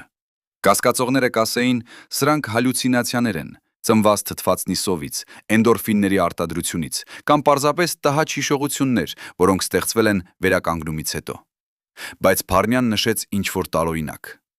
Մարդիկ, ովքեր հաղորդում էին այս փորձառությունները, ունեին ավելի բարձր ճշգրտություն իրենց հիշողություններում, քան մարդիկ, ովքեր չունեին դրանք։ Նրանք հիշում էին ավելի շատ մանրամասներ իրենց վերականգնման մասին։ Նրանց հիշողությունները ավելի հետևողական էին, ավելի կազմակերպված։ Կարծես, որ նրանք իրականում դիտել էին իրենց վերականգնումը, չնայած նրանց ուղեղները անջատված էին։ Ինչպես է սա հնարավոր։ Պենրոուզ համերով տեսությունը առաջարկում է պատասխան։ Երբ ուղեղը դադարում է ստանալ թթվածին, նեյրոնային գործունեությունը դադարում է։ Բայց միկրոտուբուլների քվանտային կոհերենցիան չի անհետանում անմիջապես։ Այն կարող է շարունակվել քանի դեռ րոպե, տարբեր հեռացությամբ, կախված ջերմաստիճանից, քիմիական միջավայրից, նույնիսկ անհատի կենսաբանական առանձնահատկություններից։ Այս ժամանակահատվածում գիտակցությունը կարող է դեռ գոյություն ունենալ որոշ խորը քվանտային մակարդակում, չնայած կլասիկական նեյրոնային գործունեությունը անհետացել է։ Բայց ավելի տարօրինակ հեռանկարը գալիս է, երբ մենք հաշվի ենք առնում քվանտային գրավակցությունը։ Հիշիր, երբ երկու մաստիկներ գրավակցված են, դրանք մնում են կապված անկախ հեռավորությունից։ Փոխիր մեկի վիճակը, և մյուսը փոխվում է ակնթարթորեն։ Այժմ, եթե քո գիտակցությունը հիմնված է քվանտորեն գրավակցված վիճակների վրա, քո միկրոտուբուլների մեջ, և եթե այդ վիճակները նույնպես գրավակցված են տիեզերական քվանտային դաշտի հետ, ապա երբ քո մարմինը մեռնում է և քո միկրոտուբուլները քայքայվում են, այդ գրավակցությունը չի անհետանում անմիջապես։ Քո գիտակցության քվանտային վիճակները, արտահոսելով քո մարմնից, մնում են գրավակցված այլ քվանտային համակարգերի հետ տիեզերքում։ Եթե կա մի այլ ուղեղ, մի այլ կենդանի համակարգ, որն ունի համապատասխան քվանտային ռեզոնանս, քո տեղեկատվությունը կարող է ռեզոնանս ունենալ այդ համակարգի հետ։ Դու կարող ես փորձառել տիեզերքը այդ նոր համակարգի միջոցով, անգամ եթե դու այլևս չունես քո սեփական մարմինը։ Սա հնչում է նման գիտական ֆանտաստիկա։ Բայց հիշիր, քվանտային գրավակցությունը ապացուցվել է հազարավոր անգամ։ Այն օգտագործվում է քվանտային հաղորդակցության մեջ, քվանտային կրիպտոգրաֆիայի մեջ, քվանտային հաշվողական մեքենաների մեջ։ 2016 թվականին չինացի գիտնականները ստեղծեցին սատելիտ, որը կարող էր ուղարկել գրավակցված ֆոտոններ երկրի վրա գտնվող երկու կայաններ, հազարավոր կիլոմետրի հեռավորության վրա։ Գրավակցությունը մնաց ամբողջական։ Մասնիկները շարունակեցին հաղորդակցվել ակնթարթորեն, չնայած հսկայական հեռավորությանը։ Եվ ահա այն, ինչը քեզ պետք է մտածեցնի։ Եթե երկու սովորական ֆոտոններ կարող են մնալ գրավակցված հազարավոր կիլոմետրերի հեռավորության վրա, ապա ինչ է տեղի ունենում միլիարդավոր քվանտորեն գրավակցված մաստիկների հետ, որոնք կազմում էին քո գիտակցությունը։ Երբ քո մարմինը մեռնում է, այդ գրավակցությունները չեն պարզապես անջատվում, դրանք պահպանվում են տիեզերական քվանտային դաշտում։ Քո գիտակցության քվանտային ստորագրությունը մնում է որպես կարգավիճակ այդ դաշտում։ 2019 թվականին Արիզոնայի համալսարանի հետազոտողների թիմը, որը ղեկավարում էր Համերոֆը, հրապարակեց հետազոտություն, որը ցույց էր տալիս, որ միկրոտուբուլները կարող են պահել տեղեկատվությունը նույնիսկ երբ դրանք քայքայվում են։ Երբ նրանք քիմիապես ձևացրեցին միկրոտուբուլների քայքայումը լաբորատորիայում, նրանք չափեցին արտանետված ֆոտոնները, լույսի մասնիկները, որոնք արձակվում էին քայքայման process-ի ընթացքում։ Եվ այդ ֆոտոնները ցույց էին տալիս կորելացիա։ Դրանք չէին արտանետվում պատահականորեն։ Դրանց արտանետումների օրինաչափությունը պարունակում էր տեղեկատվություն, կարծես որ միկրոտուբուլները փոխանցում էին իրենց քվանտային վիճակի մի մասը լույսի ձևով։ Լույսը, ֆոտոնները, այն էլեմենտար մասնիկները, որոնք չունեն զանգված, որոնք ճանապարհորդում են լույսի արագությամբ, որոնք երբեք չհինեն իրենց սեփական հիմնակետից։ Եթե քո գիտակցության քվանտային տեղեկատվությունը կարող է գրանցվել ֆոտոններում, երբ քո միկրոտուբուլները քայքայվում են, ապա այդ տեղեկատվությունը կարող է տարածվել լույսի արագությամբ ամբողջ տիեզերքում։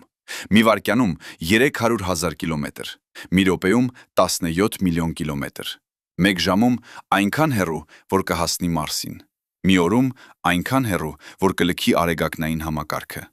Բայց դու կարող ես հարցնել, եթե այս ամենը իրականություն է, ինչու մենք չենք զգում այս տիեզերական գիտակցության դաշտը։ Ինչու ես չեմ կարող զգալ մարդկանց, ովքեր մահացել են։ Ինչու ես չեմ կարող հաղորդակցվել այլ գիտակցությունների հետ։ Պատասխանը ընկած է այն տարբերության մեջ, թե ինչ է դեկոհերենտ տեղեկատվությունը եւ կոհերենտ տեղեկատվությունը։ Ությունը։ Քո ուղեղը, քո միկրոտուբուլները, քո բջիջները գործում են որպես կոհերենցիայի պահպանողներ։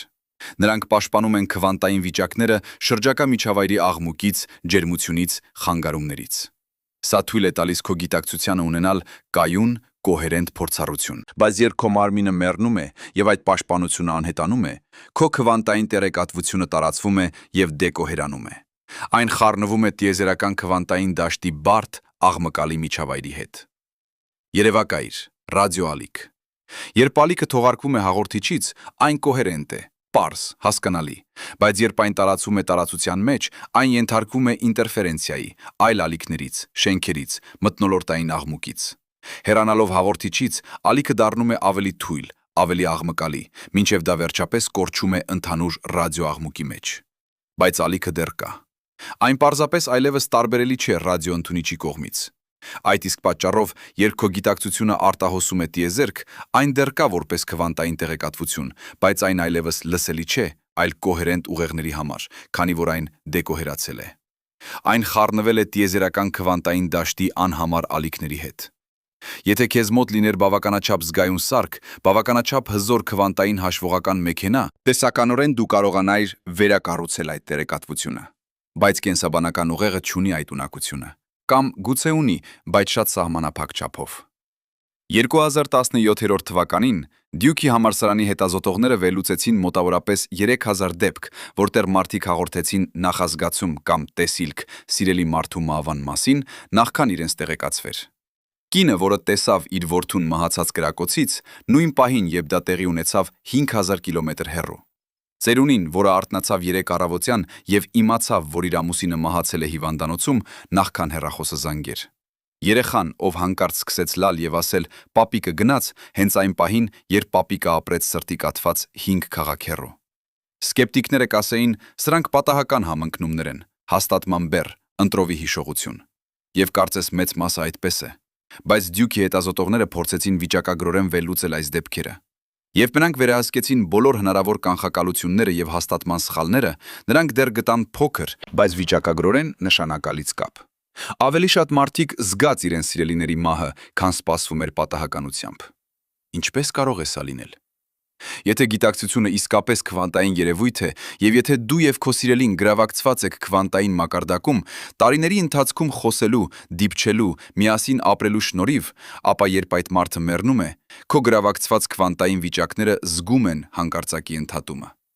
Քո ուղեղը գուցե չի հասկանում դա գիտակցորեն, բայց քվանտային մակարդակում քո միկրոտուբուլները գիտեն, որ ինչ-որ բան փոխվել է։ Իհարկե, սա կախված է բազմաթիվ գործոններից։ Որքան ավելի ուժեղ է գրավակցությունը, որքան ավելի մոտ են եղել մարդիկ, այնքան ավելի հավանական է, որ մեկը զգա մյուսի մահը։ Սա կբացատրեր, թե ինչու մայրերը հաճախ զգում են, երբ նրանց երեխաները մահանում են։ Նրանք ունեցել են ավելի խորը, ավելի երկարատև քվանտային կապ, քան գրեթե ցանկացած այլ մարդկային հարաբերություն։ Բայց եկեք վերադառնանք հիմնական հարցին. Ինչ է լինում քո գիտակցության հետ վերջնական վերլուծությամբ։ Ենթադրենք քո միկրոտուբուլները քայքայվել են։ Ենթադրենք քո քվանտային տեղեկատվությունը ամբողջությամբ տարածվել եւ դեկոհերացել է տիեզերական դաշտում։ Արդյոք դա վերջն է։ Կամ կա հետո։ Համերոֆը հավատում է, որ հնարավոր է կա։ Նա առաջարկում է, որ տիեզերական քվանտային դաշտը, որը նա կոչում է proto-conscious field, ունի հիշողություն։ Ոչ կլասիկական իմաստով, որտեղ տեղեկատվությունը պահված է որոշակի վայրում, այլ քվանտային իմաստով, որտեղ քանի որ ոչինչ չի կորչում, ամեն մի քվանտային վիճակ, որ երբևէ եղել է, թողնում է հետք դաշտի մեջ։ Պատկերացրու օվկիանոս, երբ ալիքը անցնում է, ջուրը շարժվում է, եւ երբ ալիքը անցել է, ջուրը դեռ շարունակում է թրթռել, մի փոքր, գրեթե անտեսանելի, բայց այդ թրթռումը կա։ Եվ եթե մի նոր ալիք անցնում է դրա կողքով, այն կարող է զգալ այդ թրթռումը, ռեզոնանս ունենալ դրա հետ։ Համերոֆի տեսության մեջ յուրաքանչյուր գիտակցություն, յուրաքանչյուր դու, որ երբևէ ապրել է, թողել է թրթռում տիեզերական քվանտային դաշտում։ Եվ երբ նոր գիտակցություններ ծագում են, նոր երեխաներ, նոր ուղեղներ, նրանք կարող են ռեզոնանս ունենալ այդ հին թրթռումների հետ։ Սա կբացատրեր այն անբացատրելի երևույթները, որոնք բժիշկները երբեմն դիտում են երեխաների մոտ։ Երեխան, որը երբեք չի եղել Փարիզում, բայց հիշում է փողոցները եւ շենքերը։ Երեխան, որը խոսում է անծանոթ լեզվով, որը երբեք չի սովորել։ Երեխան, որը ունի ֆոբիաներ կամ տաղանդներ, որոնք չունեն բացատրություն նրա գենետիկայի կամ միջավայրի մեջ։ Սկեպտիկները կասեին, սրանք մշտական կեղծիքներ են կամ սխալ մեկնաբանություններ։ Բայց եթե proto-conscious field-ը իսկապես գոյություն ունի եւ պարունակում է հիշողությունները բոլոր նախկին գիտակցությունների, ապա ինչ-որ երեխաների ուղեղները կարող են պատահականորեն լսել այդ հին թրթռումները եւ մեկնաբանել դրանք որպես հիշողություններ։ Բայց հիմա եկեք դիմագրավենք դժվարին ճշմարտությանը։ Անկամ եթե այս ամենը ճիշտ է, անգամ եթե քո քվանտային տեղեկատվությունը պահպանվում է տիեզերական դաշտում, անգամ եթե նոր գիտակցություններ կարող են ռեզոնանս ունենալ դրա հետ, արդյոք դու իսկապես շարունակվում ես։ Արդյոք կա անհատական փորձառություն, սուբյեկտիվ լինելու զգացում, երբ քո քվանտային տեղեկատվությունը տարածված եւ դեկոհերացված է։ Համերոֆի ամենաազնիվ պատասխանը՝ մենք չգիտենք։ Մենք չգիտենք, թե արդյոք սուբյեկտիվ փորձառությունը կարող է գոյություն ունենալ առանց կոհերենտ, կենտրոնացած քվանտայցին համակարգի, ինչպիսին է ուղեղը։ Մենք չգիտենք, թե արդյոք տարածված, դեկոհերացված քվանտային տեղեկատվությունը զգում է ինչ-որ բան։ Գուցե դա անում է, բայց շատ այլ ձևով, որը մենք չենք կարող պատկերացնել մեր մարմնավորված փորձառությունից։ Գուցե դա չի անում, եւ դու իրականում վերջանում ես քո մահով, նույնիսկ եթե քո քվանտային հետքը մնում է։ Բայց կա մեկ այլ հեռանկար, որը ավելի քան տխուր եւ ավելի քան հուսահատ է։ Գուցե դու, որպես անհատական, առանձին ես, երբեք իսկապես չես եղել։ Գուցե դու միշտ եղել ես պարզապես ժամանակավոր կարգավորում, ժամանակավոր պատուհան, որով տիեզերական գիտակցությունը փորձառում է ինքն իրեն։ Եվ երբ այդ պատուհանը փակվում է մահով, դու չես մեռնում, որովհետև դու երբեք առանձին չես եղել սկզբից։ Դու միշտ եղել ես տիեզերական գիտակցության մի մասը։ Ժամանակավորապես մոռացել ես դա կենդանի լինելու փորձառության մեջ։ Սա կարող է հնչել որպես խոլտ մետաֆիզիկա, բայց քվանտային մեխանիկան իսկապես ստիպում է մեզ վերանայել մեր հիմնարար ենթադրությունները առանձնացման մասին։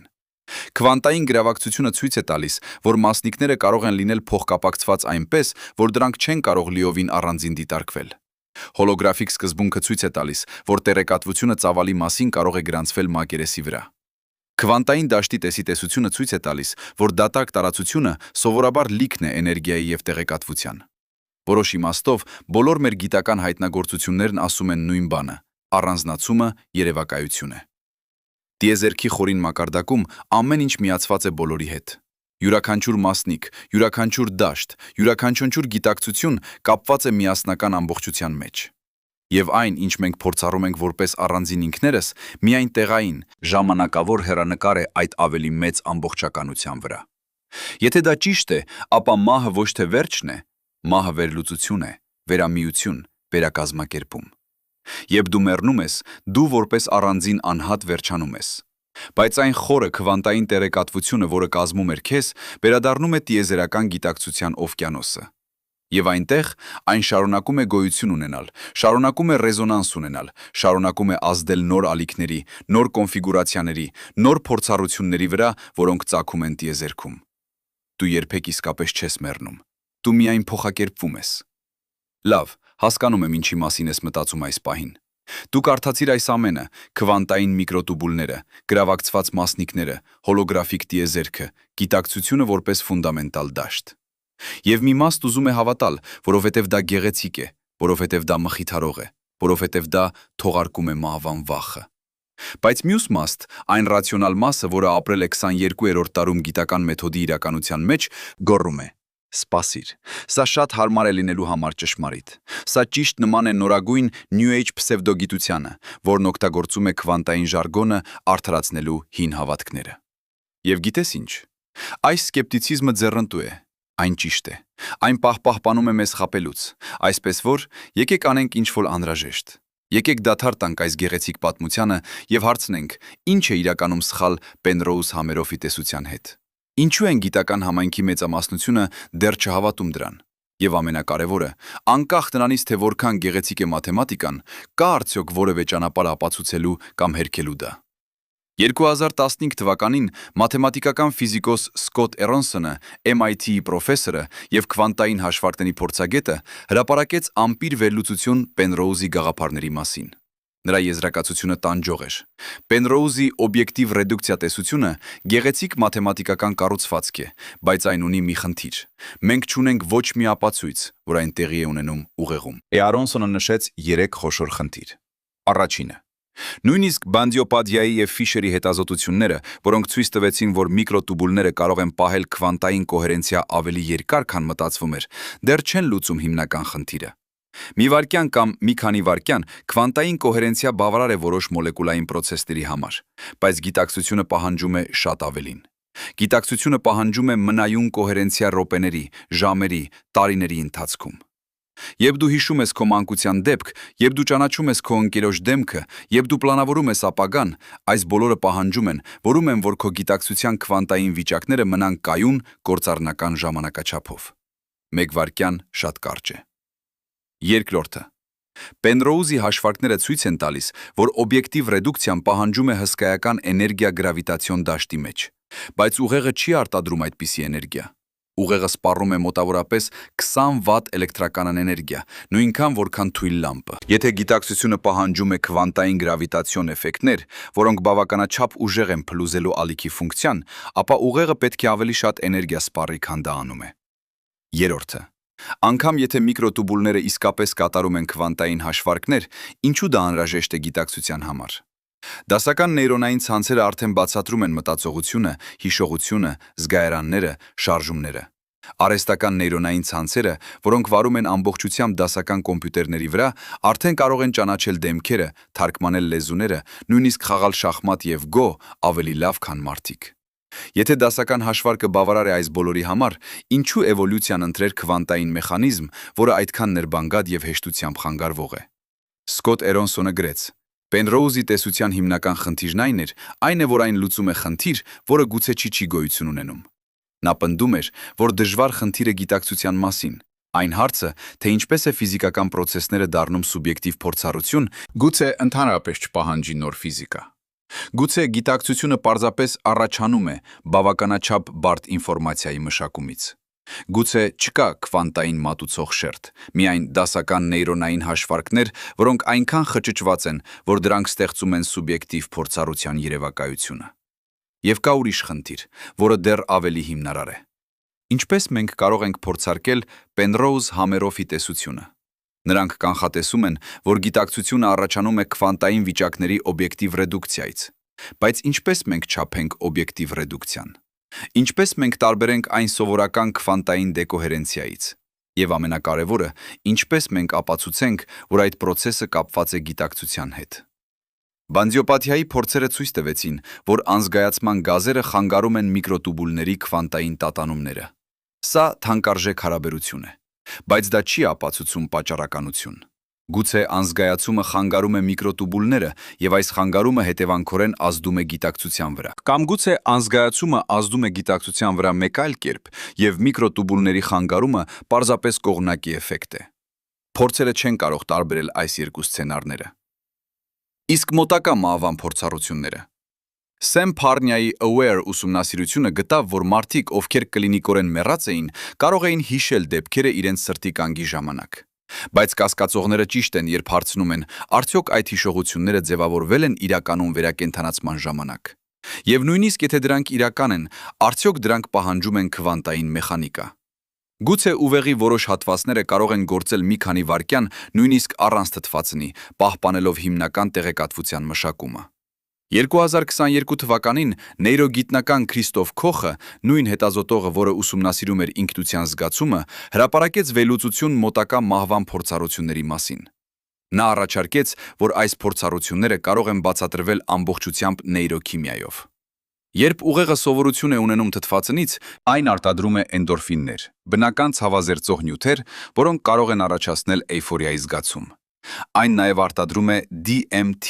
հալյուցինոգենային նյութ, որը ստեղծում է տեսողություններ։ Վիզուալ կորտեքսի որոշ հատվածները, որոնք սովորաբար ակտիվ են, երբ մենք տեսնում ենք լույս, կարող են սկսել արձագանքել, երբ նրանք սովորություն են ունենում թթվածնից, ստեղծելով ցողունի վերջի լույսի էֆեկտը։ Եվ տեմպորալ կորտեքսում, ուր մշակվում են հիշողությունները եւ ժամանակի զգացումը, կարող են կատարվել պարբերական դրդումներ, ստեղծելով թով կյանքի արագ ընթացք աչքերի առջև փորձառությունը։ Քոխի բացատրությունը էլեգանտ էր, գիտականորեն հարգված, եւ այն չպահանջում էր նոր ֆիզիկա։ Բայց այստեղ է, որտեղ պատմությունը դառնում է հետաքրքիր։ Քոխը նաև ընդունեց, որ նրա նեյրոքիմիական մոդելը չէր կարող բացատրել բոլոր դեպքերը։ Հատկապես նա չկարողացավ բացատրել, թե ինչպես են որոշ պացիենտները հաղորդում ճշգրիտ, ստուգելի տեղեկատվություն դեպքերի մասին, որոնք տեղի են ունեցել, երբ նրանց ուղեղները ամբողջությամբ անգործուն էին։ Նա գրեց. «Մենք չունենք ամբողջական բացատրություն այս երևույթի համար, եւ անկեղծորեն ասած, այս դեպքերը անհանգստացնում են ինձ»։ 2021 թվականին ինչ-որ այլ անսպասելի բան տեղի ունեցավ։ Ճապոնիայի Յոկոհամայի ազգային համալսարանի հետազոտողների թիմը, որը ղեկավարում էր պրոֆեսոր Մասաշի Կաժուկին, հրապարակեց փորձային աշխատանք, որը փորձում էր ուղղակիորեն չափել քվանտազին էֆեկտները կենդանի ուղեղում։ Նրանք օգտագործեցին ծայրահեղ զգայուն MRI-ի նոր տեսակ, որը կարող էր հայտնաբերել քվանտային սպին վիճակները ֆոսֆորի ատոմներում։ Եվ կամաց-կամաց նրանք գտան որոշ հետաքրքիր բաներ։ Յոկոհամայի թիմը չափեց 9 հոգանոցային զրույցի մասնակիցների ուղեղները, մինչդեռ նրանք կատարում էին տարբեր խնդիրներ, մաթեմատիկական հաշվարկներ, հիշողության մարզումներ, ստեղծագործական երևակայություն։ Եվ նրանք հայտնաբերեցին, որ երբ մասնակիցներն իրականացնում էին ստեղծագործական խնդիրներ, այն խնդիրներ, որոնք պահանջում էին ինսայթ կամ էհապահ, ֆոսֆորի ատոմների քվանտային կոհերենցիան աճում էր, ոչ թե շատ, միայն մի քանի տասնյակ միլիվայրկյան, բայց այն կոռելացիա էր։ Երբ մասնակիցները ասում էին «ես հասկացա», նրանց ուղեղի քվանտային ակտիվությունը բարձրանում էր։ Սա չէր լիարժեք ապացույց Պենրոուզ Համերոֆի տեսության համար, բայց դա էր առաջին անգամ, երբ ուղղակի կապ էր ցույց տրվել քվանտային կոհերենցիայի եւ կոգնիտիվ ֆունկցիայի միջև կենդանի մարդու ուղեղում։ Սկեպտիկները արագ նշեցին, որ կոռելացիան չի նշանակում պատճառականություն, բայց կասկածանքները սկսեցին փոքր-ինչ թուլանալ։ Համերոֆը, ով այս պահին էր 74 տարեկան, սկսեց նոր համագործակցություն Յոկոհամայի թիմի հետ։ Նրանք նախագծեցին ավելի մեծ փորձ, 100 մասնակիցներով, բարձր ճշգրտությամբ սարքավորումներով եւ բազմաթիվ վերահսկման եղանակներով։ Փորձը նախատեսված է ավարտվի 2026 թվականին։ Եթե այն հաստատի Յոկոհամայի նախնական արդյունքները, ապա գիտական համայնքը ստիպված կլինի ավելի լուրջ վերաբերվել քվանտային գիտակցության գաղափարին։ Բայց նույնիսկ եթե այդ փորձը հաջողության է հանգում, դա կլուծի հիմնական հարցը. ինչ է լինում քո գիտակցության հետ, երբ դու մեռնում ես։ Ոչ։ Անգամ եթե գիտակցությունը իսկապես քվանտային երևույթ է, մենք դեռ չգիտենք, թե արդյոք այդ քվանտային տեղեկատվությունը պահպանվում է որոշակի իմաստով մահից հետո։ Մենք կարող ենք հաստատել, որ քվանտային տեղեկատվությունը չի կարող ոչնչացվել, սա հիմնարար օրենք է քվանտային մեխանիկայում։ Բայց պահպանված լինելը չի նշանակում ապրող լինելը։ Երևակայիր, որ դու վերցնում ես գիրք եւ այրում ես այն։ Գիրքի տեղեկատվությունը պահպանվում է ածխի ատոմների դասավորությամբ, մոխրի քիմիական կազմով, արտանետված ջերմության բաշխումով, լույսի ֆոտոններով, որոնք արձակվել են։ Տեսականորեն, եթե ունենայիր բավականաչափ հզոր սուպերհամակարգիչ, դու կարողանայիր վերակառուցել գիրքը, վերլուծելով այդ բոլոր տվյալները։ Բայց միևնույն ժամանակ, գիրքը որպես օգտակար օբյեկտ, որը կարող է կարդացվել, ոչնչացվել է։ Այն կազմակերպությունը, որը դարձրեց ատոմները գիրք, կորել է։ Այդպես էլ, երբ քո մարմինը մեռնում է եւ քո միկրոտուբուլները քայքայվում են, քո քվանտային տեղեկատվությունը պահպանվում է տիեզերքում, բայց այն կազմակերպությունը, որը դարձրեց այդ տեղեկատվությունը քեզ, կորչում է։ Դու որպես կոհերենտ, մտահոգված, փորձառող անհատ անհետանում ես։ Այն, ինչ մնում է, քո քվանտային մոխիրն է, տարածված, դեկոհերացված, խառնված տիեզերական դաշտի անհամար այլ մոխրերի հետ։ Սա կարող է անվանվել անմահություն։ Տեխնիկապես, այո։ Քո տեղեկատվությունը չի ոչնչացվել, բայց պրակտիկապես, եթե դու այլևս չես զգում, չես մտածում, չես փորձառում, ապա ինչ նշանակություն ունի, որ քո քվանտային մոխիրը լողում է տիեզերական դաշտում։ Այստեղ է, որտեղ պետք է անենք հիմնարար ընտրություն։ Մենք կարող ենք տեսնել այս իրողությունը որպես տխուր։ Ես ամբողջությամբ կորչում եմ, եւ միայն իմ ատոմները մնում են։ Կամ մենք կարող ենք տեսնել այն որպես ազատագրող։ Ես երբեք իսկապես առանձին չէի, եւ հիմա ես վերամիանում եմ այն տիեզերական գիտակցությանը, որտեղից ես ծագել եմ։ 2023 թվականին փիլիսոփա Թոմաս Մեցինգերը Մայնցի Յոհաննես Գուտենբերգի համալսարանից հրապարակեց գիրք «Ինքնամոդելը եւ սուբյեկտիվությունը»։ Նա պնդում էր, որ ինքնությունը երբեք իսկապես չի գոյություն ունեցել։ Այն, ինչ մենք փորձառում ենք որպես ես, Մեցինգերի համաձայն միայն ինքնամոդել է։ Մի մտավոր կառուցվածք, որը ստեղծվել է մեր ուղեղի կողմից, մեզ օգնելու նավարկել աշխարհում։ Եսը նման է քարտեզի կենտրոնի վրա X նշանին, որը ասում է դու այստեղ ես։ Այն օգտակար է, բայց դա չի նշանակում, որ X նշանը իրականում գոյություն ունի տարածքում։ Մեցինգերը հարցրեց. եթե եսը միայն մոդել է, ապա ով կամ ինչ է մոդելավորվող։ Նրա պատասխանը՝ ոչինչ։ Չկա հիմնական մնայուն ես, կան միայն փորձառությունների հոսք, մտքերի, զգացումների, զգայարանների։ Եվ այս հոսքը կազմակերպում է յուրաքանչյուր պահ մի ժամանակավոր կարգավորումով, որը մենք անվանում ենք ես։ Բայց սա կարծես է, որ ալիքը հարցնում է. որտեղ եմ ես գտնվում օվկիանոսում։ Ալիքը չի գտնվում օվկիանոսում, ալիքը է օվկիանոսի ժամանակավոր արտահայտությունը։ Եթե Մեցինգերը ճիշտ է, ապա մահը չի սպանում քեզ, որովհետև երբեք իսկապես դու չի եղել սպապանելու համար։ Մահը պարզապես անջատում է այն մտավոր մոդելը, որը ստեղծում էր ինքնության երևակայությունը։ Եվ երբ այդ մոդելը անջատվում է, մնում է միայն հիմնական փորձառությունների հոսքը, քո գիտակցության քվանտային հիմքը, որը շարունակում է գոյություն ունենալ որպես տիեզերական դաշտի մաս։ Բայց նախքան մենք ընդունենք այս փիլիսոփայական հեռանկարը, պետք է հարցնենք. արդյոք դա իրականում մխիթարող է։ Եթե ես երբեք չի գոյություն ունեցել, ապա ում եմ պատկանում իմ հիշողությունները, իմ սերը, իմ տառապանքը։ Եթե ես միայն ժամանակավոր երևակայություն եմ, ապա ինչու է իմ կյանքը կարևոր։ Ինչու պետք է ես հոգ տանեմ ուրիշների մասին, եթե նրանք նույնպես միայնային ժամանակավոր կարգավորումներ են նույն տիեզերական դաշտի մեջ։ Պատասխանը գալիս է նախածին պարադոքսից։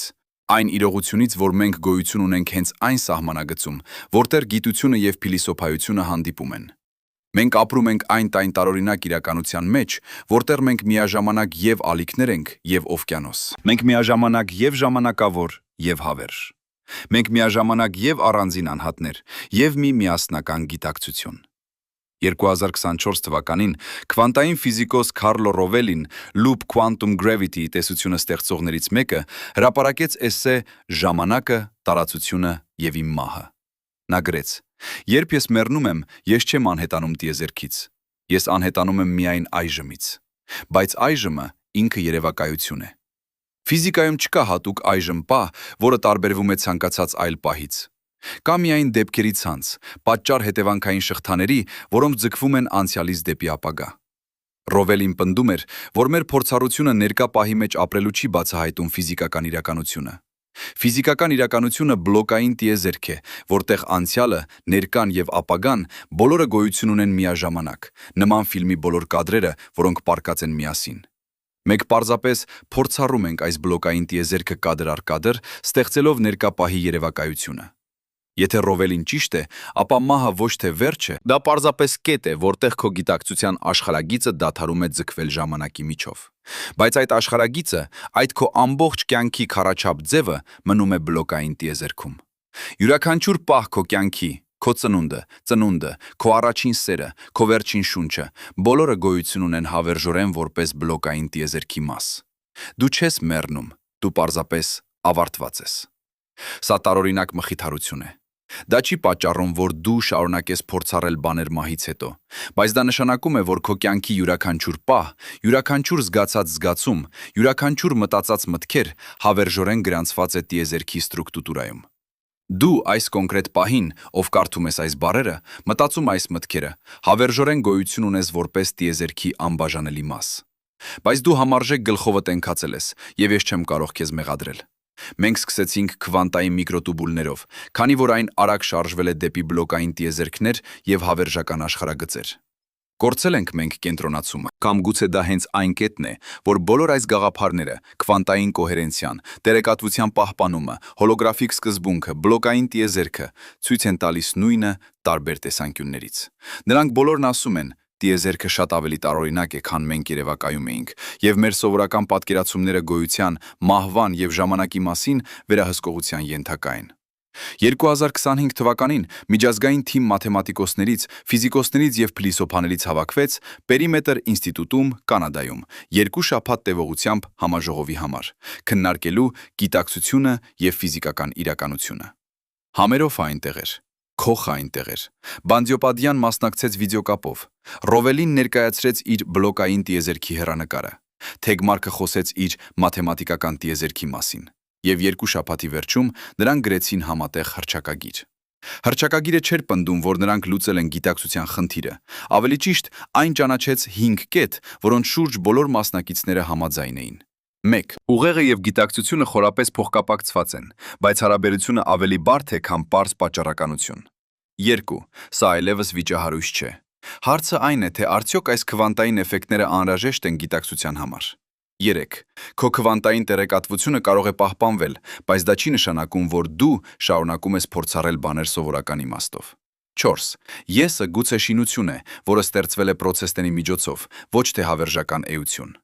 5. Վերջնական հաշվով, գիտակցության բնույթը եւ դրա հարաբերությունը ֆիզիկական տիեզերքի հետ մնում է խորապես գաղտնիք։ Մենք կարող ենք ունենալ տեսություններ, մոդելներ, գեղեցիկ մաթեմատիկա, բայց մենք չունենք որոշակի պատասխան։ Եվ գիտես ինչ, այս մենք չգիտենքը գուցե ամենակարևորն է, որովհետև դա նշանակում է, որ հարցը դեռ բաց է։ Դա նշանակում է, որ մեր ընտրությունն այն է, թե ինչպես ապրել այս անորոշությունը։ Մենք կարող ենք ապրել մահվան վախում, պահպանելով նրան որպես վերջնական ոչնչություն, կամ մենք կարող ենք ապրել հետաքրքրությամբ, ճանաչելով, որ գուցե, միայն գուցե, մենք ավելին ենք, քան մեր ուղեղները, մեր մարմինները, մեր ժամանակավոր անհատականությունները։ Գուցե մենք իսկապես տիեզերական գիտակցության ալիքներ ենք, ժամանակավորապես բարձրացել եւ մի օր վերադառնալու օվկիանոս։ Երբ Պենրոուզը 84 տարեկան այս պահին հարցազրույց տվեց 2025 թվականին, հարցրեցին, արդյոք նա հավատում է իր սեփական տեսությանը։ Նա ծիծաղեց եւ ասաց. «Ես հավատում եմ, որ դա հնարավոր է։ Ես հուսով եմ, որ դա ճիշտ է, բայց ես չգիտեմ։ Եվ կարծում եմ, որ ճշգրտությունը կարևոր է։ Մենք պետք է երբևէ չընդունենք գեղեցիկ տեսությունները միայն այն պատճառով, որ դրանք մխիթարող են։ Մենք պետք է պահանջենք ապացույց»։ Բայց հետո նա ավելացրեց ինչ-որ բան, որը մտածեցնում է ինձ երբեք։ Եթե մենք ապացուցենք, որ սխալ ենք, եթե պարզվի, որ գիտակցությունը ամբողջությամբ դասական երևույթ է եւ մահը իրականում վերջն է, ապա կա դա մեզ ավելի քիչ հրաշալի։ Ես չգիտեմ։ Հնարավոր է մեզ պետք է դա դարձնի ավելի հրաշալի, այն գիտակցությունը, որ մենք, ժամանակավոր, սահմանափակ էակներս, կարողանում ենք հասկանալ տիեզերքը, զգալ սերը, ստեղծել արվեստը։ Եթե դա ամենը տեղի է ունենում միայն մի քանի կարճ տասնամյակների ընթացքում, ապա գուցե դա դարձնում է այն ավելի թանկարժեք, ոչ թե պակաս։ Եվ գուցե դա է իսկական դասը այս բոլոր քվանտային մեխանիկայից, մաթեմատիկական տեսություններից, փիլիսոփայական դեբատներից։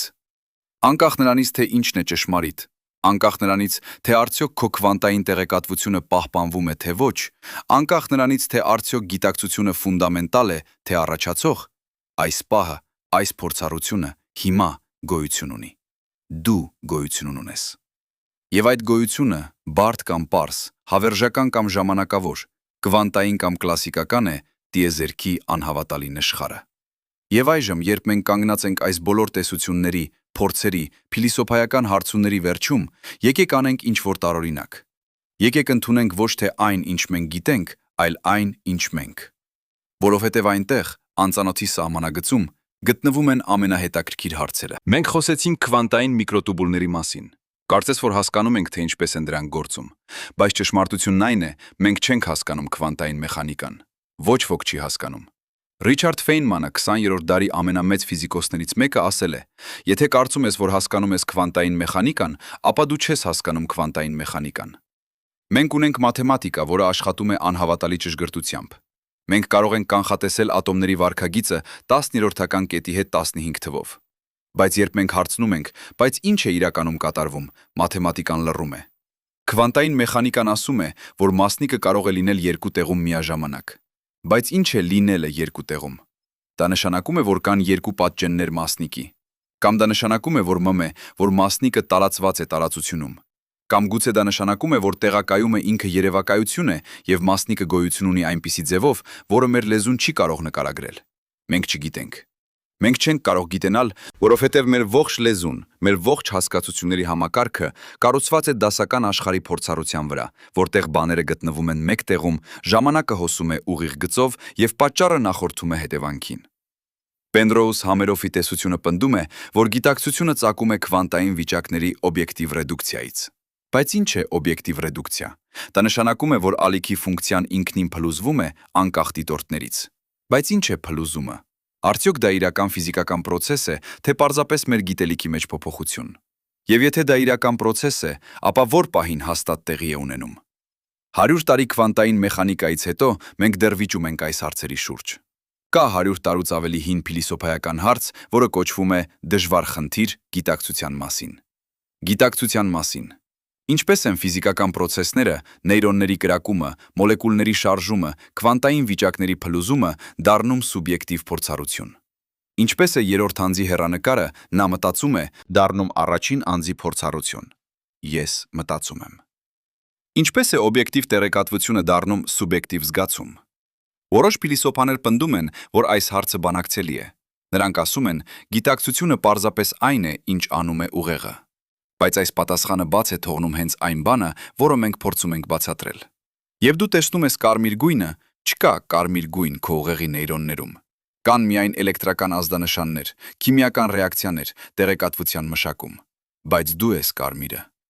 Կա սուբյեկտիվ կարմիրության զգացում, որը ինչ-որ կերպ առաջանում է այդ օբյեկտիվ պրոցեսներից։ Ինչպես։ Մենք չգիտենք։ Գուցե Պենրոուզը եւ Համերոֆը ճիշտ են եւ պատասխանը ընկած է քվանային մեխանիկայում։ Գուցե օբյեկտիվ ռեդուկցիան այն պահը, երբ քվանտային սուպերպոզիցիան փլուզվում է մեկ որոշակի իրականության մեջ, որպես գիտակցություն։ Գուցե յուրաքանչյուր անգամ, երբ տիեզերքը ընտրում է մեկ հնարավորություն բազմաթիվ քվանտային հնարավորություններից, այդ ընտրությունը ուղեկցվում է փորձառության մի կարճ բացով։ Եվ գուցե մեր ուղեղները, մեր միկրոտուբուլները օրկեստրացնում են այս քվանտային ընտրությունները այնպես, որ դրանք ստեղծում են շարունակական գիտակցության հոսքը։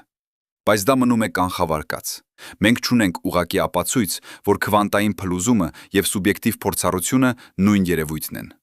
Մենք չունենք փորձ, որը կարող է տարբերել այս տեսությունը այլընտրանքային բացատրություններից։ Եվ նույնիսկ եթե մենք ապացուցենք, որ միկրոտուբուլները կատարում են քվանտային հաշվարկներ, դա դեռ չի բացատրի, թե ինչու այդ հաշվարկները զգացվում են որպես ինչ-որ բան։ Գուցե գիտակցությունը ֆունդամենտալ է տիեզերքում, ինչպես Համերոֆը առաջարկում է, proto-conscious quantum field։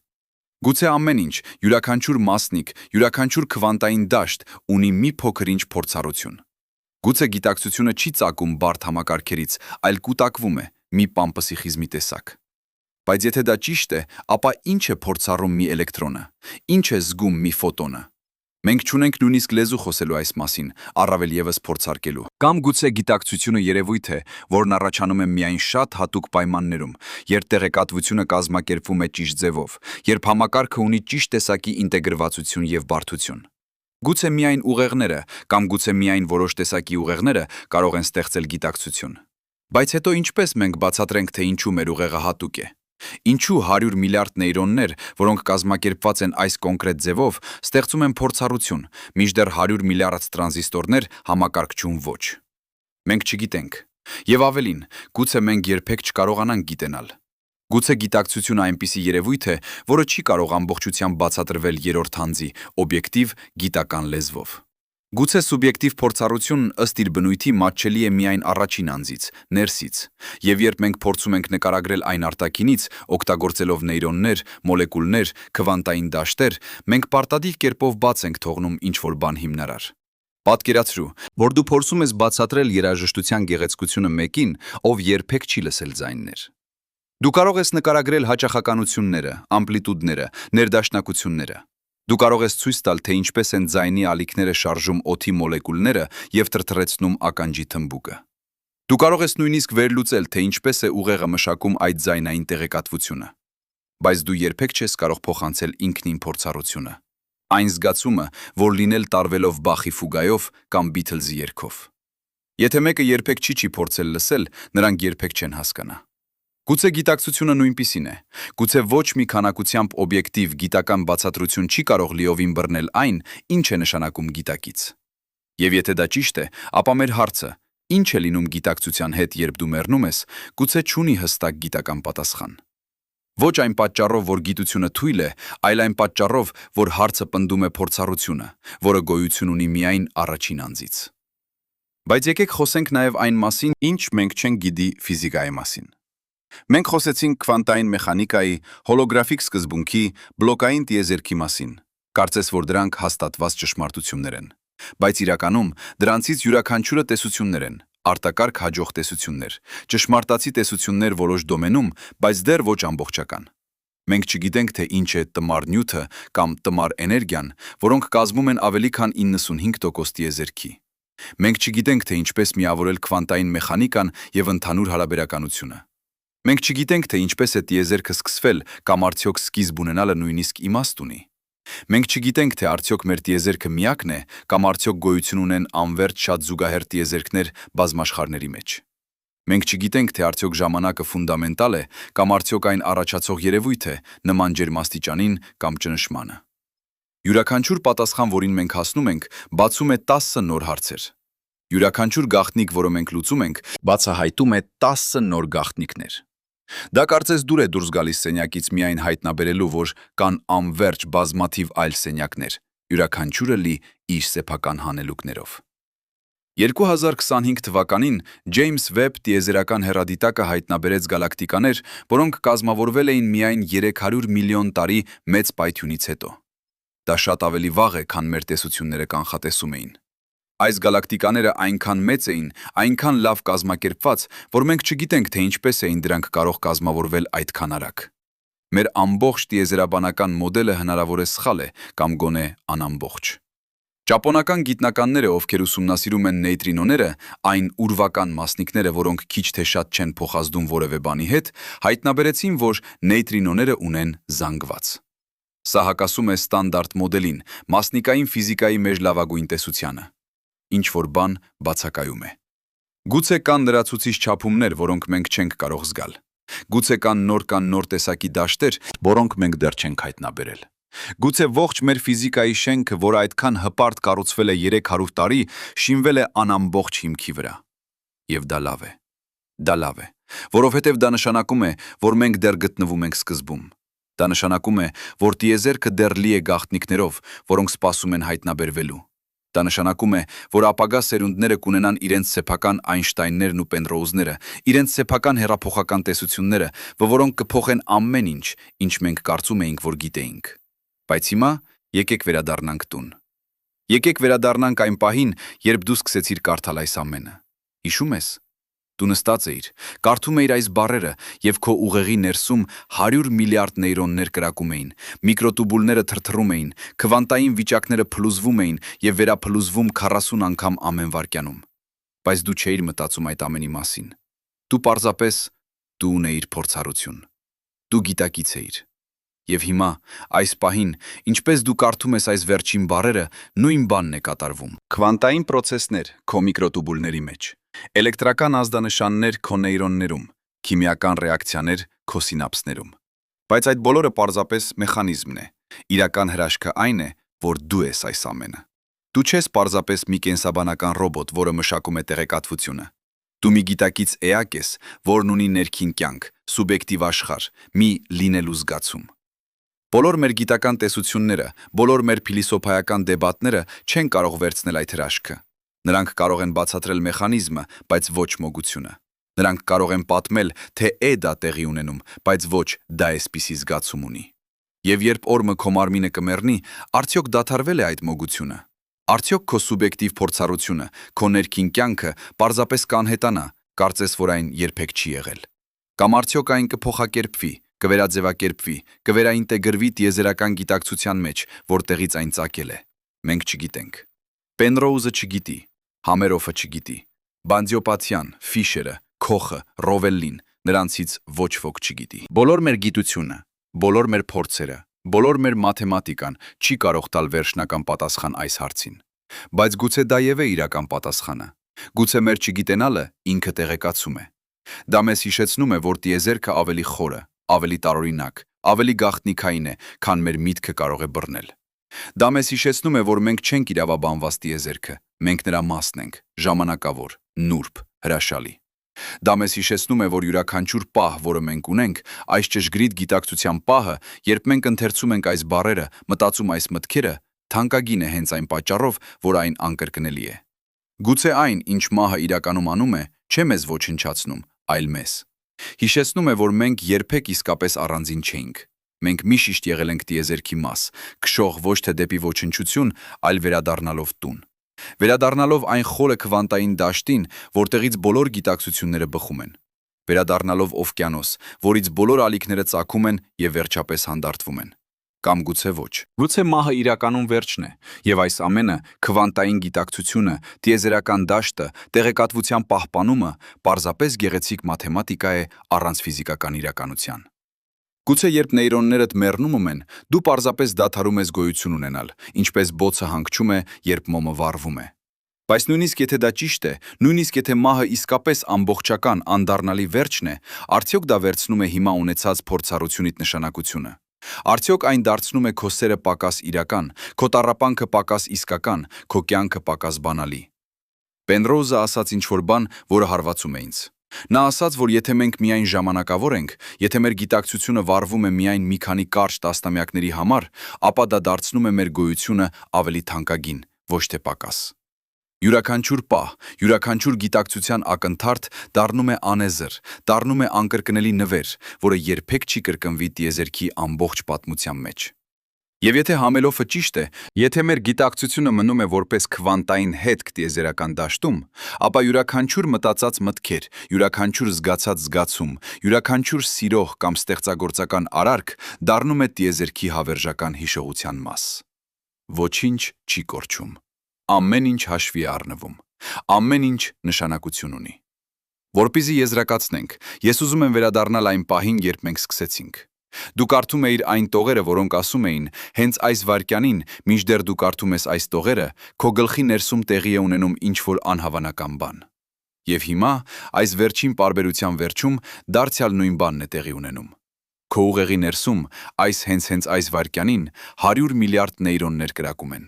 Միկրոտուբուլներ թրթռում են քվանտային հաճախականություններով։ Քվանտային վիճակները փլուզվում են 40 անգամ ամեն վայրկյանում, ստեղծելով գիտակցության հոսքը, որը թույլ է տալիս քեզ ընթերցել այս բառերը, հասկանալ այս գաղափարները, զգալ այս պահը։ Արդյոք այս process-ը կդադարի, երբ դու մեռնում ես, կորցնելով քո քվանտային հետքը հավերժության մեջ։ Կամ արդյոք այն կշարունակվի որոշ ձևով, վերաձևակերպվելով տիեզերական գիտակցության նոր կոնֆիգուրացիաներում։ Մենք չգիտենք։ Բայց գուցե, միայն գուցե, այն ինչ մեզ պետք է իմանալ այն է, որ այս պահը, այս գիտակցության ակնթարթը գոյություն ունի։ Դու գոյություն ունես։